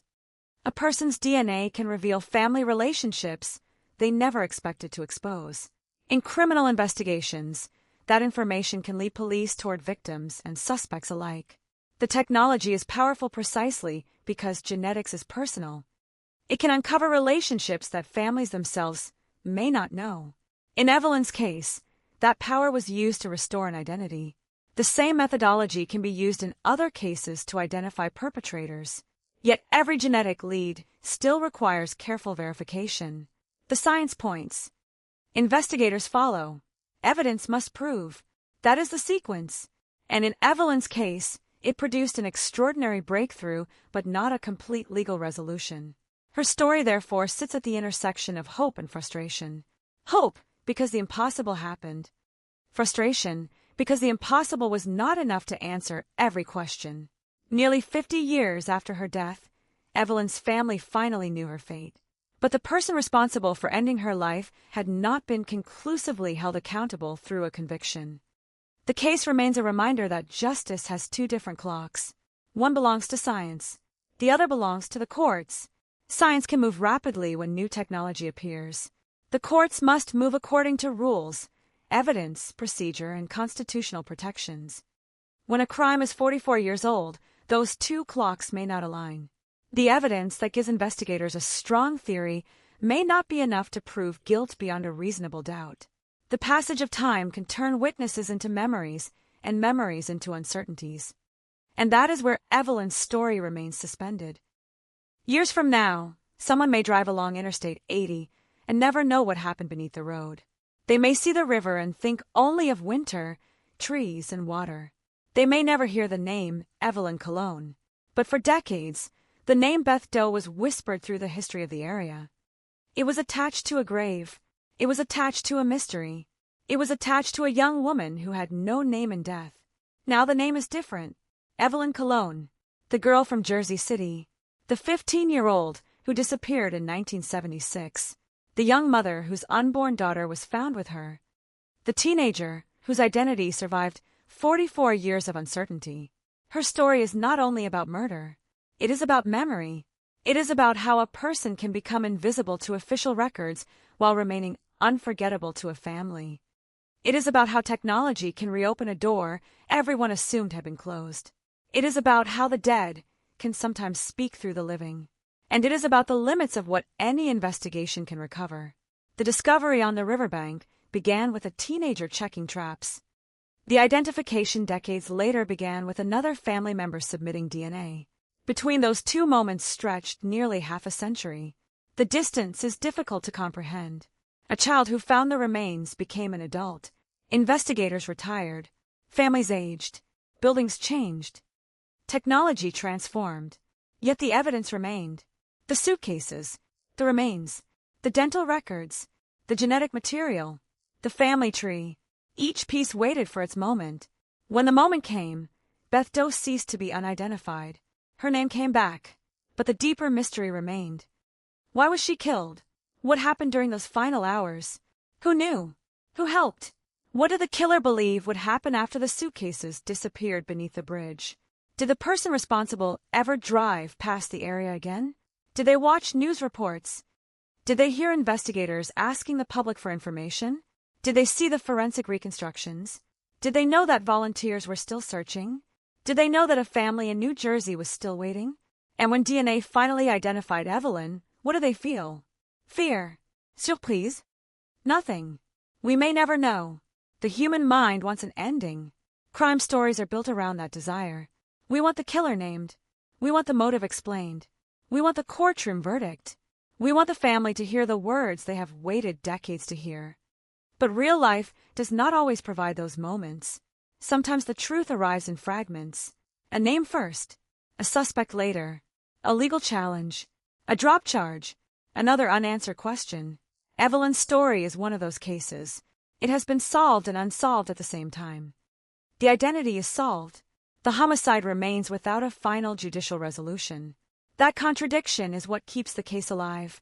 The name Beth Doe may now belong to history, but the questions attached to Evelyn Cologne have not disappeared. The river still moves. The bridge still carries traffic. The grave still exists, and the family still knows that somewhere in the final hours of Evelyn's life is a truth that may never be recovered. Yet there is something powerful in the fact that she is no longer nameless. For 44 years, investigators had to describe her as an unidentified woman. Today, they can say her name. Evelyn Cologne, 15 years old, remembered, identified, found, at last, even if not in the way anyone would have wanted. That is not complete justice, but it is a form of restoration. The killer could destroy her body. He could separate it. He could hide it. He could attempt to erase her identity, but he could not erase the biological connection between Evelyn and her family. He could not stop the future from finding the past. He could not prevent a nephew, decades later, from unknowingly carrying the clue that would bring her name back. And he could not make the river forget, because the river had already witnessed the final chapter of Evelyn's life. The evidence waited. The family waited. The investigators waited. And eventually, science arrived. Nearly half a century after the suitcases were thrown from the bridge, the most important discovery was not the identity of a killer. It was the identity of a girl who had been reduced to a nickname. Beth Doe was never supposed to be her real name. It was a placeholder, a label used because investigators had nothing else. But placeholders have a strange way of becoming permanent. For 44 years, Beth Doe lived in the public imagination as an unknown woman. People wondered about her. They speculated about where she came from. They tried to reconstruct her face. They searched for missing girls who might fit the description. They dug into old records. They waited for someone to recognize her. The world moved on. She did not. Then DNA changed the story. A genetic profile was built from remains that had waited decades. A genealogical match appeared. A nephew was contacted. A missing teenager's name surfaced. And suddenly, the anonymous woman had a history. Evelyn Cologne, a daughter, a sister, a niece, a 15-year-old girl who had vanished from New Jersey in 1976. Her family finally knew. The identification was announced in 2021, 44 years after her death. Investigators then turned toward the person they believed was responsible. Louise Sierra was arrested and charged. For a moment, it appeared that the long road from discovery to justice might be complete, but it was not. Legal proceedings exposed the difficulties of prosecuting a homicide committed decades earlier. The case faced challenges over evidence and procedure. Eventually, in 2025, the homicide charges were dropped. The legal conclusion was therefore not the dramatic ending that many expected. There was no final conviction closing the story, no definitive courtroom declaration resolving every question. The murder remains unresolved from the standpoint of criminal accountability. That may be the hardest truth to accept, because the science worked, the identification worked, the investigation found a suspect, yet the passage of time remained an enemy that no laboratory could defeat. This is the final paradox of Evelyn Cologne's story. Time helped solve the mystery and prevented it from being fully solved. Without 44 years of technological progress, her identity might still be unknown. But because 44 years passed, witnesses disappeared, memories faded, evidence became harder to interpret, and legal challenges became more significant. The same passage of time that created the technology also created the obstacles. There is no way to separate the two. And perhaps that is why the story of Beth Doe should remain more than a headline. It should remain a reminder of what happens when a human being becomes a case number. Every unidentified body represents someone who once had a name. Every Jane Doe once had a childhood. Every John Doe once had people waiting for them. The label is temporary, even when it lasts decades. Evelyn's story proves that. Her name was hidden, but not erased. Her family connection remained. Her DNA remained. Her history remained. And eventually, the pieces found one another. The most haunting question now is not whether Evelyn can be identified. She can. It is what else remains hidden. Perhaps there is still someone alive who knows the truth. Perhaps there is a witness who has carried a secret for decades. Perhaps there is an object stored somewhere that has never been recognized as evidence. Perhaps there is a document, photograph, letter, or memory that could change the case again. Or perhaps the final answers died with the people who knew them. Cold cases are built from uncertainty. The best investigators can do is preserve the evidence and remain open to the possibility that something new will emerge. Evelyn's case demonstrates why that matters. If investigators had stopped searching decades ago, she might still be Beth Doe. If the remains had not been preserved, the DNA breakthrough might never have happened. If Luis Colon Jr. had never uploaded his DNA, the genealogical connection might never have appeared. If investigators had dismissed the family connection, the identification might have failed. One decision after another carried the case forward until a name finally emerged from the darkness. That name belongs to Evelyn Colon. And perhaps that is the part of the story that should remain strongest after all the headlines fade. Not the suitcases, not the bridge, not the suspect, not the courtroom disputes. Her name, Evelyn Colon. Because for 44 years, the world knew her only as Beth Doe. Now we know who she was. We know where she came from. We know that a family had been waiting for her. We know that a nephew's DNA helped bring her identity back. We know that modern forensic science can reach into the deepest layers of the past and recover something time failed to erase. But we also know that identification is not the same as justice, and somewhere between those two truths lies the unfinished story of Evelyn Colon. The river keeps moving. The traffic keeps passing overhead. Seasons come and go. New generations grow up without knowing what happened there. Yet beneath that ordinary landscape is the memory of a 15-year-old girl whose life ended violently and whose name disappeared for decades. She was called Beth Doe because no one knew who she was. Now the world knows. Evelyn Colon was here. She lived. She was loved. She was lost. She was murdered. And after nearly 50 years, science finally gave her back her name. The killer, however, remains the shadow at the edge of the story, a figure that the evidence has approached, but the courts have not permanently resolved. The questions remain suspended over the river, just as they were on that cold December afternoon in 1976. Who made the final decision to silence Evelyn? Who carried the suitcases? Who knew where she was? Who knew what had happened? And who, somewhere in the years that followed, carried the secret of a 15-year-old girl into the future? There may never be an answer, but there is something the killer could not destroy. Evelyn's identity survived. Her family survived.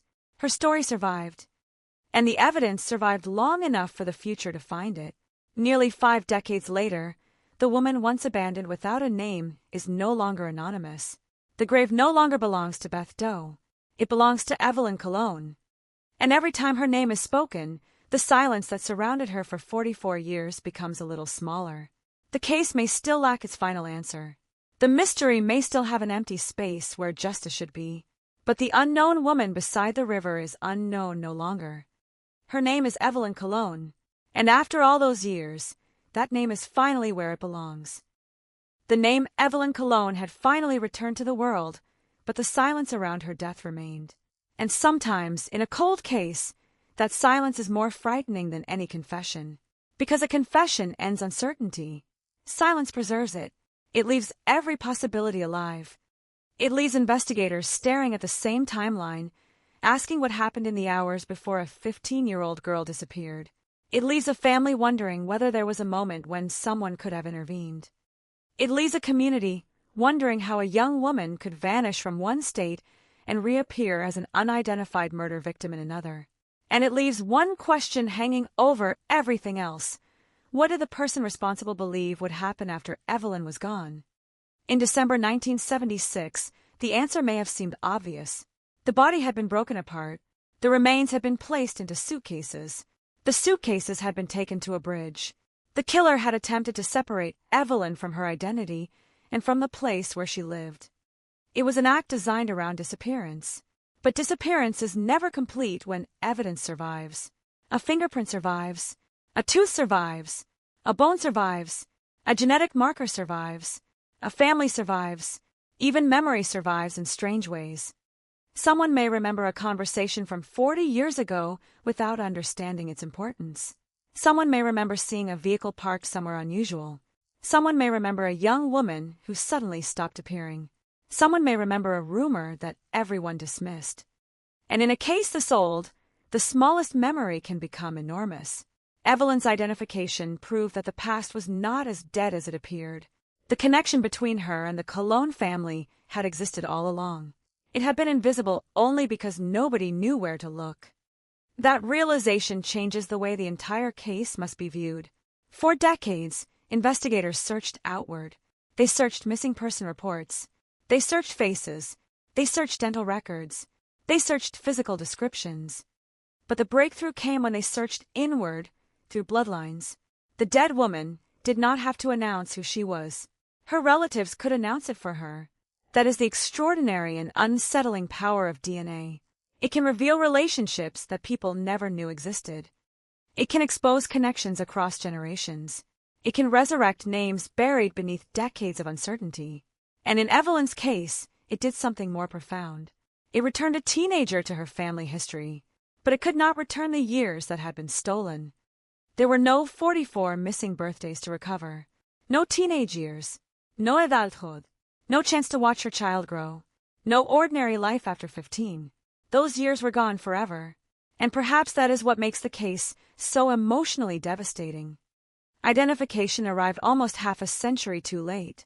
It was a triumph of science occurring inside a tragedy of time. The family received the truth after the world had already changed around them. People who had once known Evelyn as a living girl had grown old. Some had died. Some memories had disappeared with them.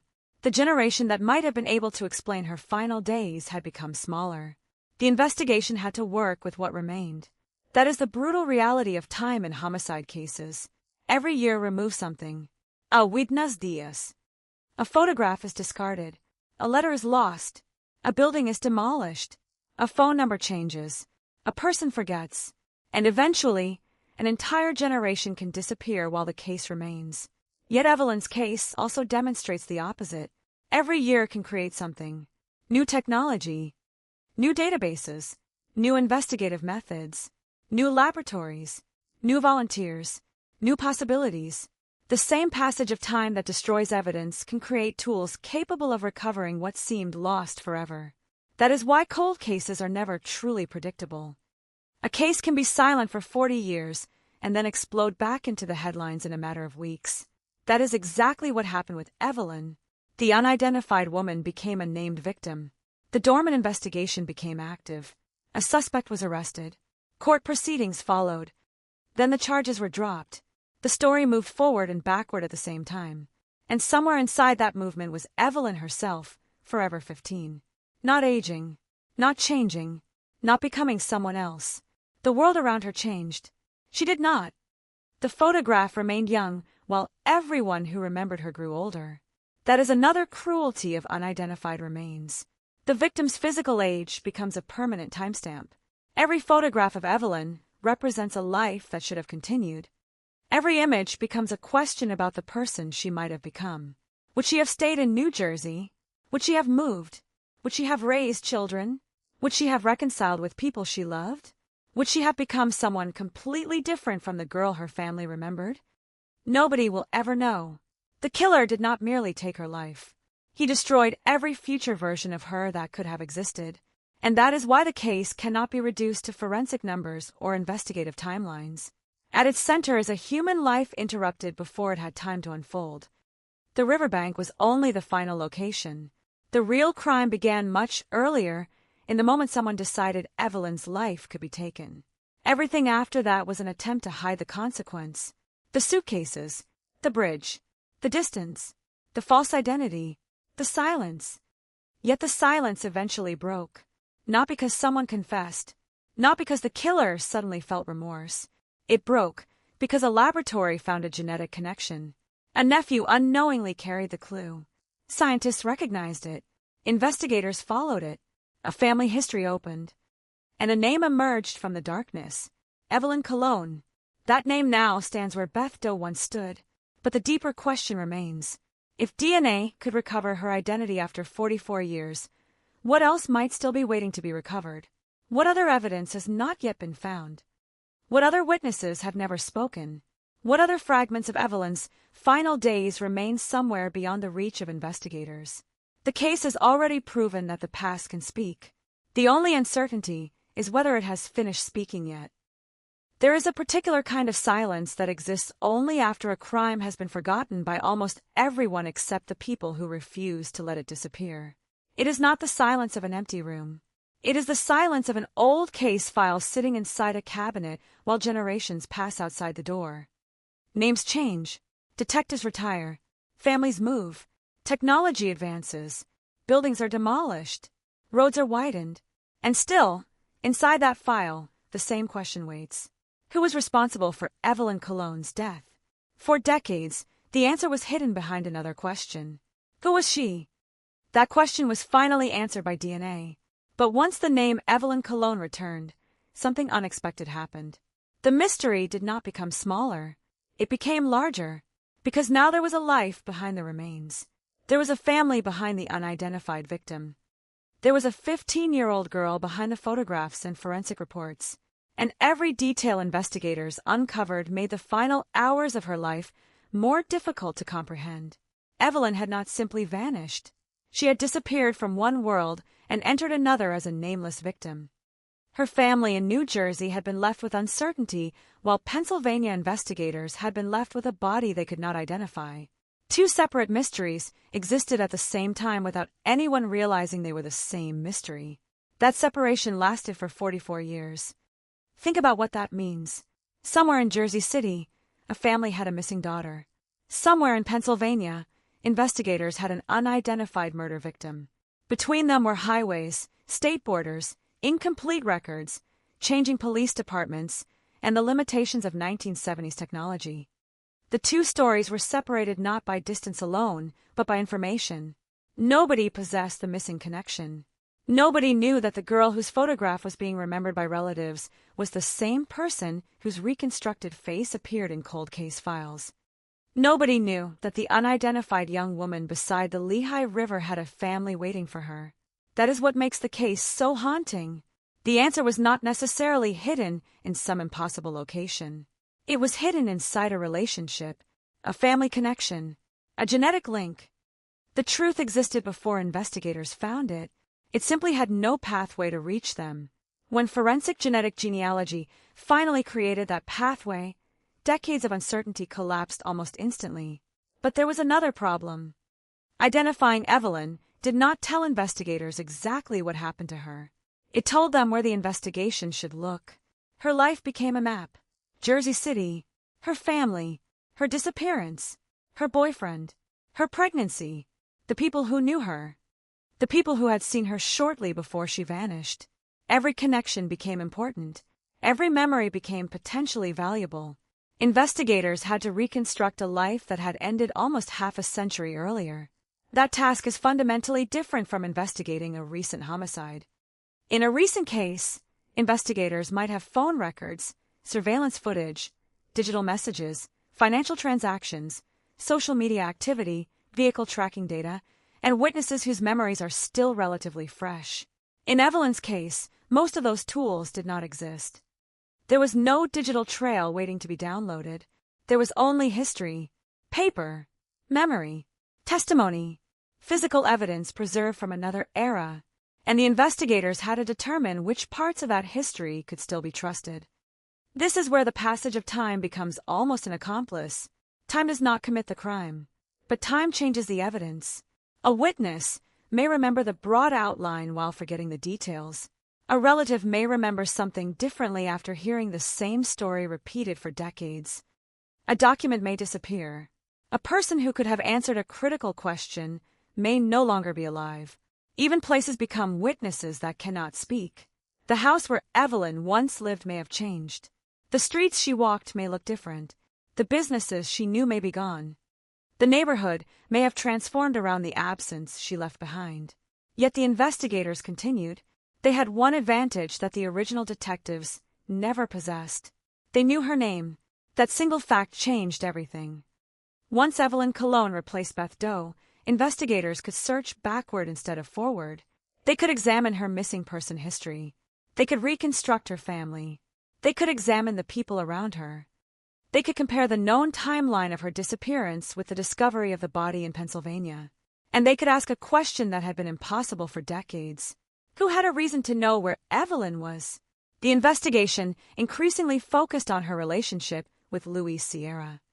The name was not simply another entry in a report. It belonged to someone who had been part of Evelyn's life, someone close enough to matter. Investigators examined his connection to her disappearance and the circumstances surrounding her death. Eventually, in 2021, he was arrested and charged with homicide. For the first time, the case had crossed a line that investigators had dreamed about for decades. The victim had been identified. A suspect had been named. The public watched as a 44-year-old mystery suddenly became an active criminal case. But the legal system does not operate on mystery. It operates on proof. And proof becomes harder to establish when the crime is nearly half a century old. The defense could challenge the investigation. Prosecutors could present their evidence.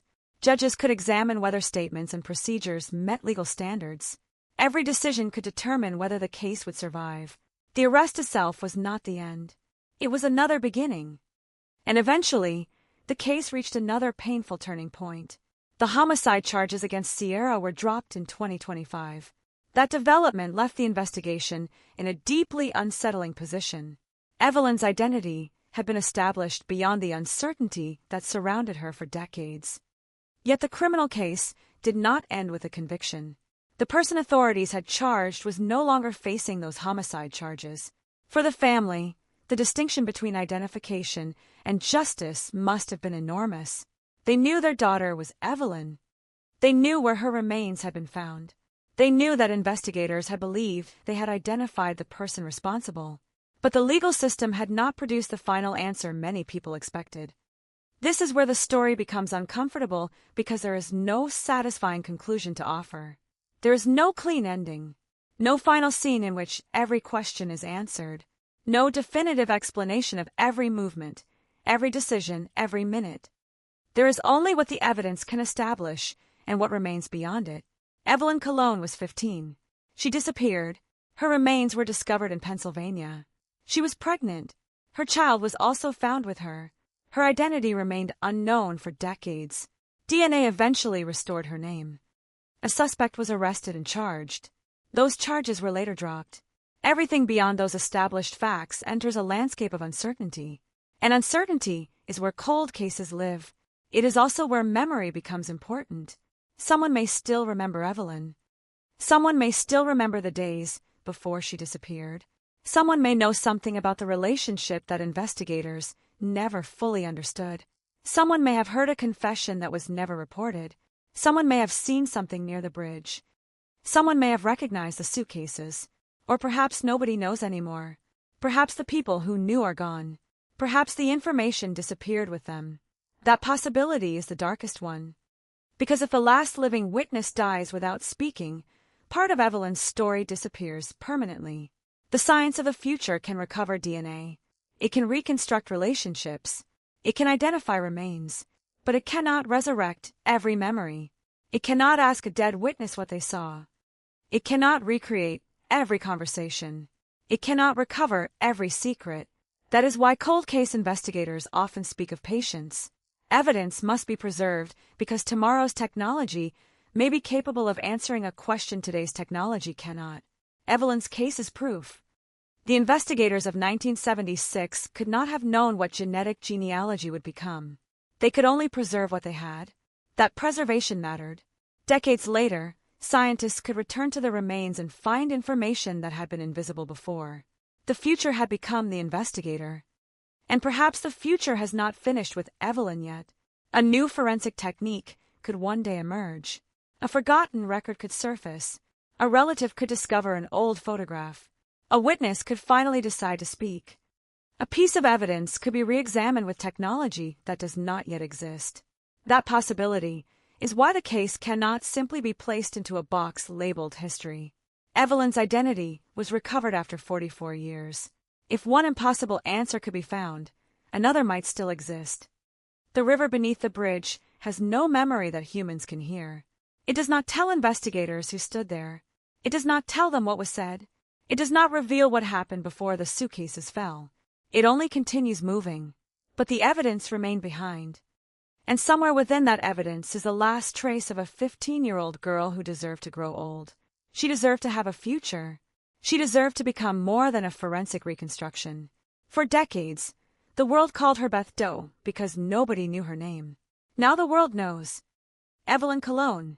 That name survived. Her family connection survived. Her DNA survived. Her story survived.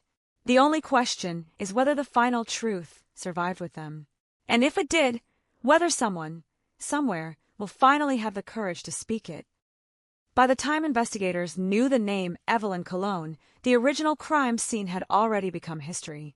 The river had carried on. The bridge had carried traffic.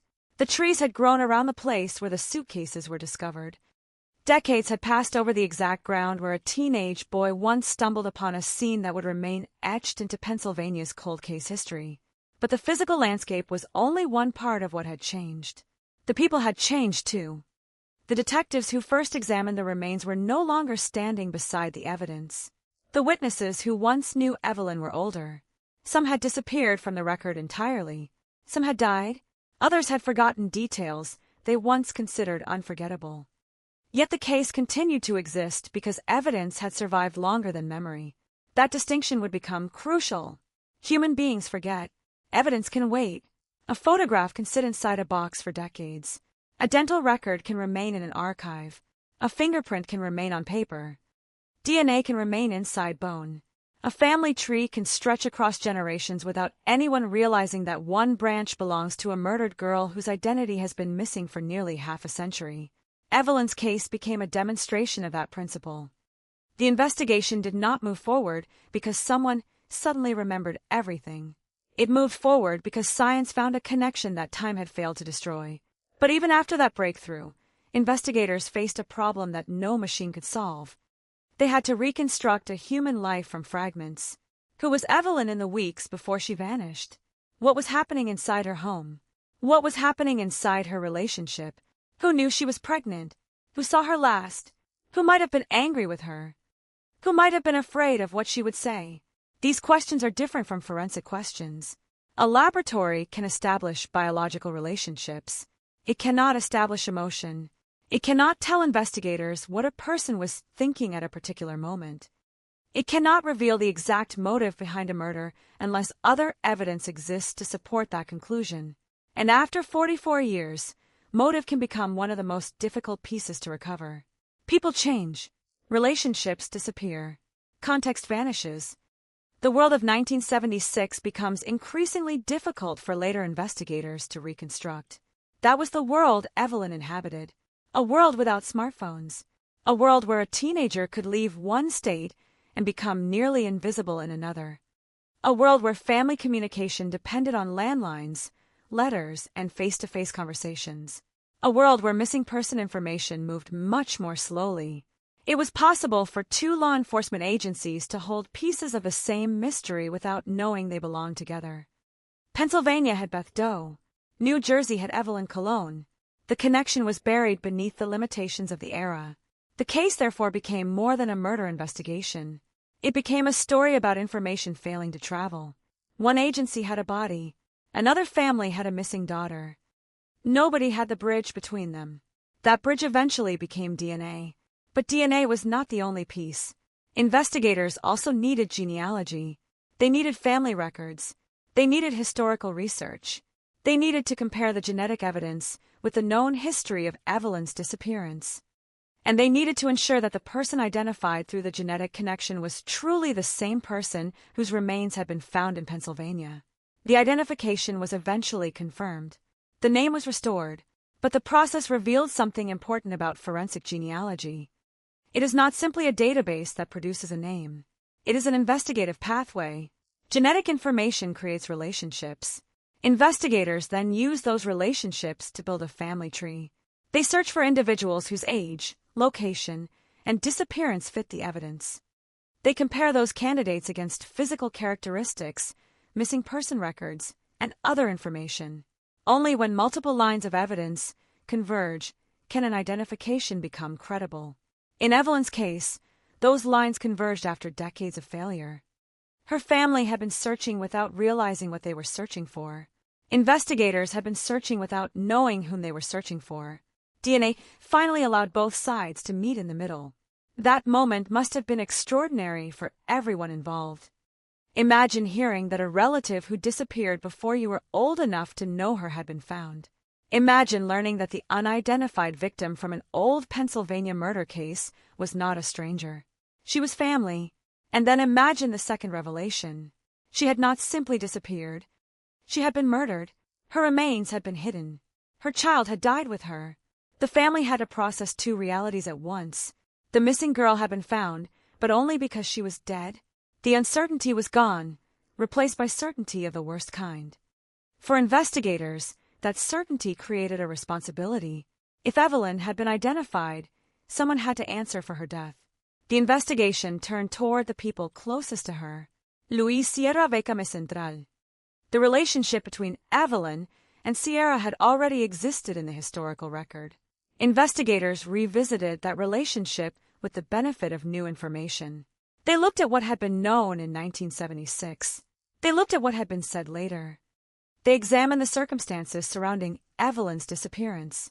And eventually, Sierra was arrested and charged in 2021. The arrest was a major moment because it demonstrated the second power of identification. Before investigators knew Evelyn's name, they were trying to identify a stranger. Afterward, they were investigating a specific crime involving a specific victim and a specific network of people. Suddenly, the investigation had direction.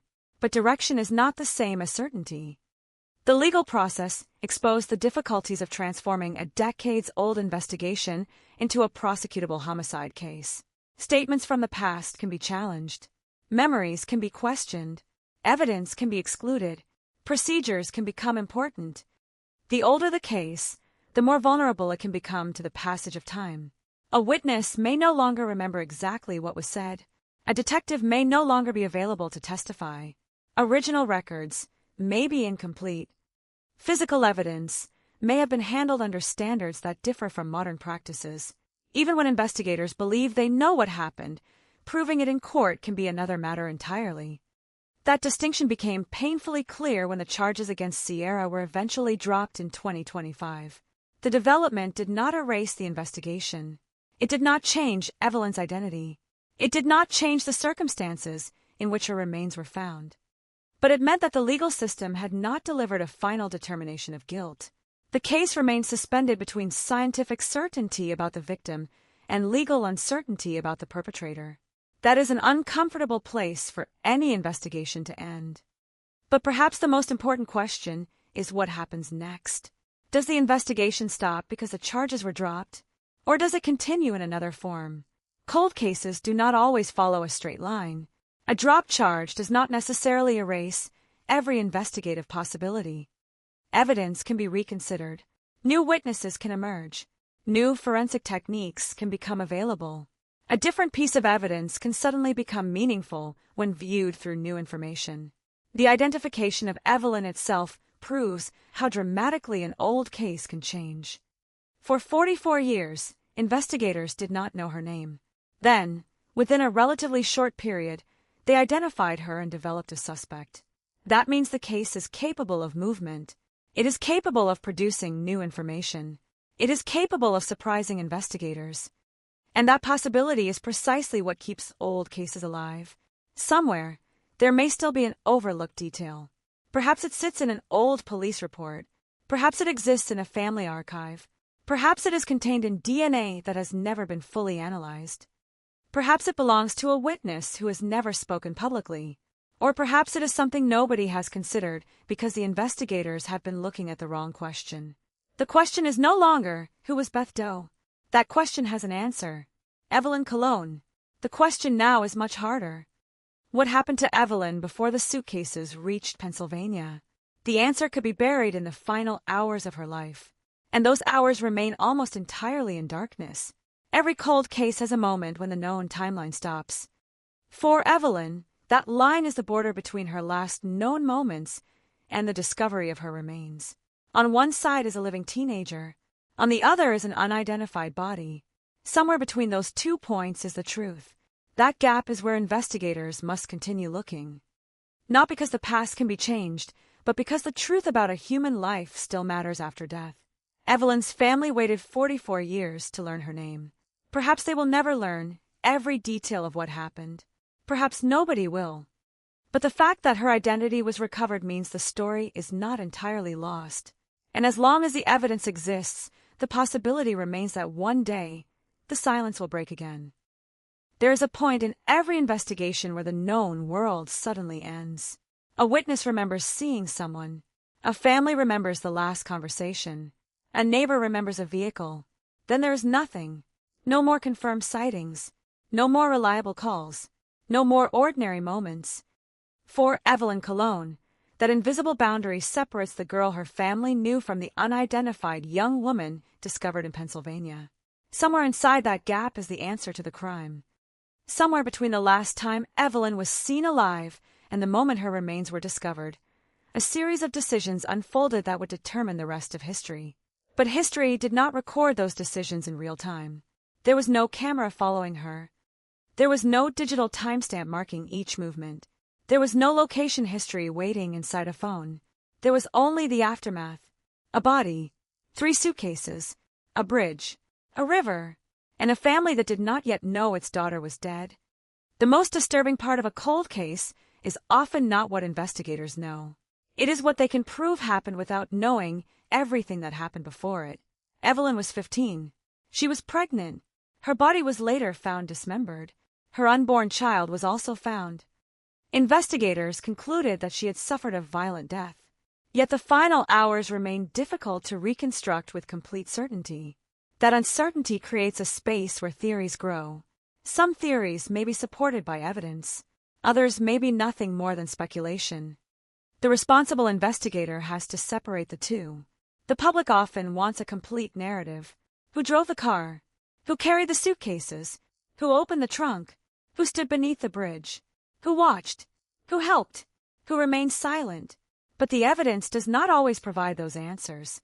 Sometimes all investigators can say is that a sequence of events must have occurred without knowing every individual action inside that sequence. And this is where Evelyn's case becomes especially haunting. The crime scene tells us that someone wanted her hidden. The location tells us that someone wanted distance. The suitcases tell us that someone had access to them and enough time to use them.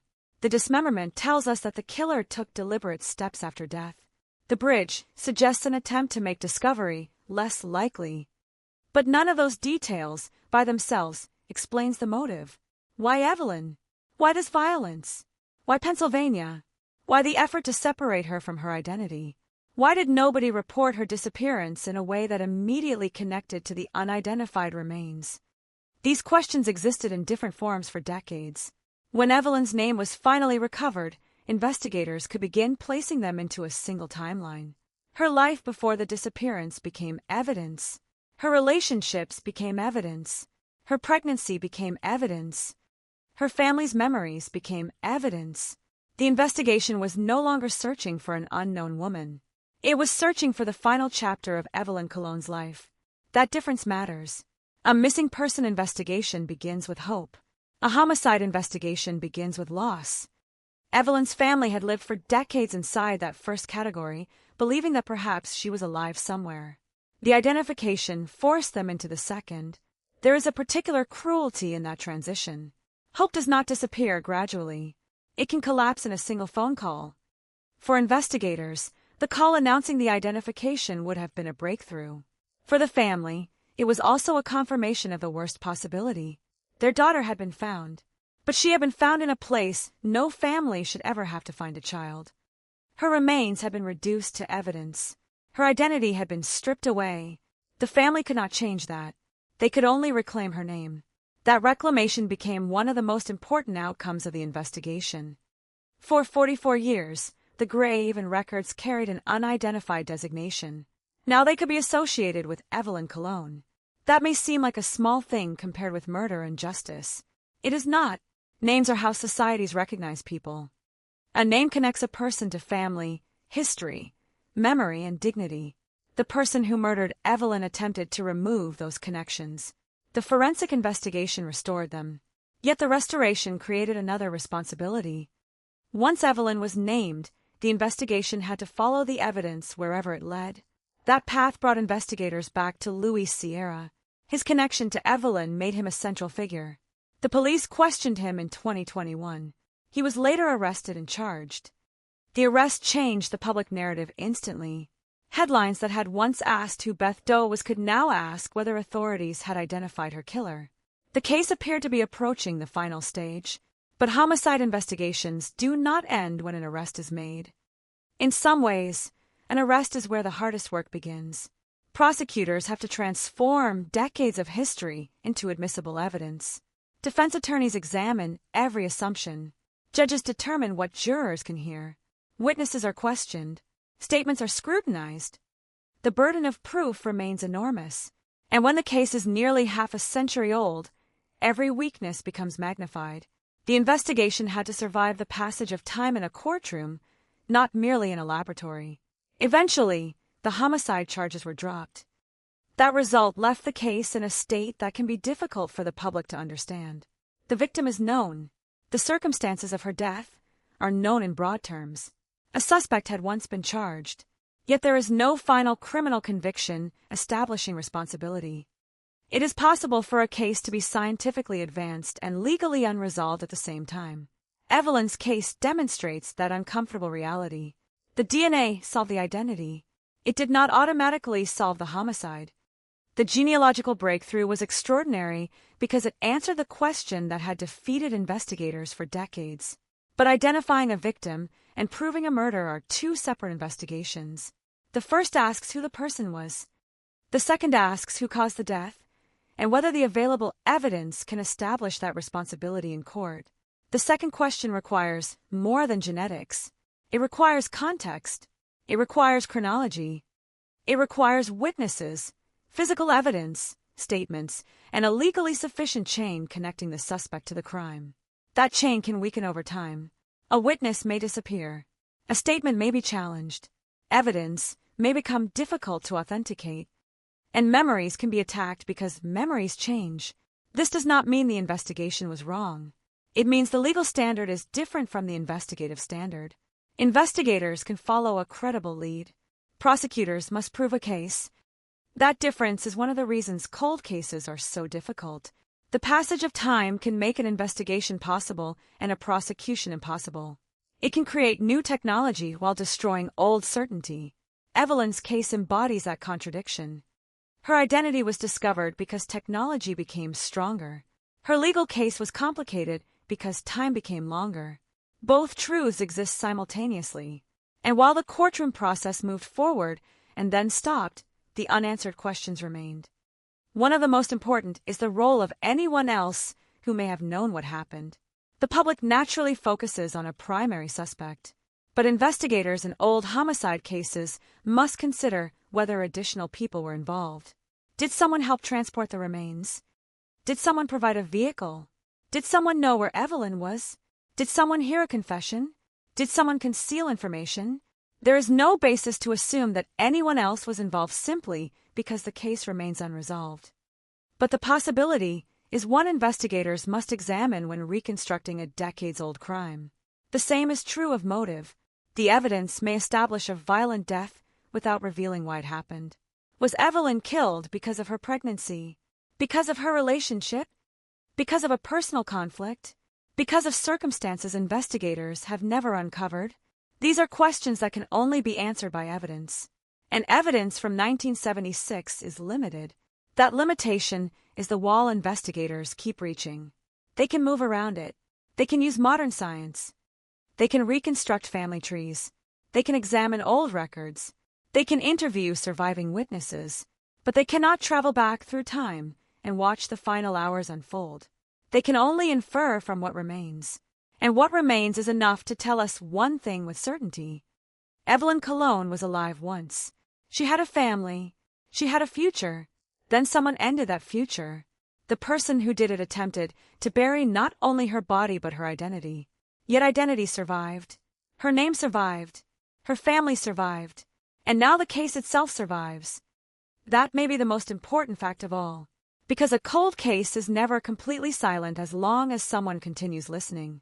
The evidence may be old. The witnesses may be fewer. The technology may be different. But the question remains, what happened to Evelyn Cologne? And somewhere within the surviving fragments of 1976 may still be the answer.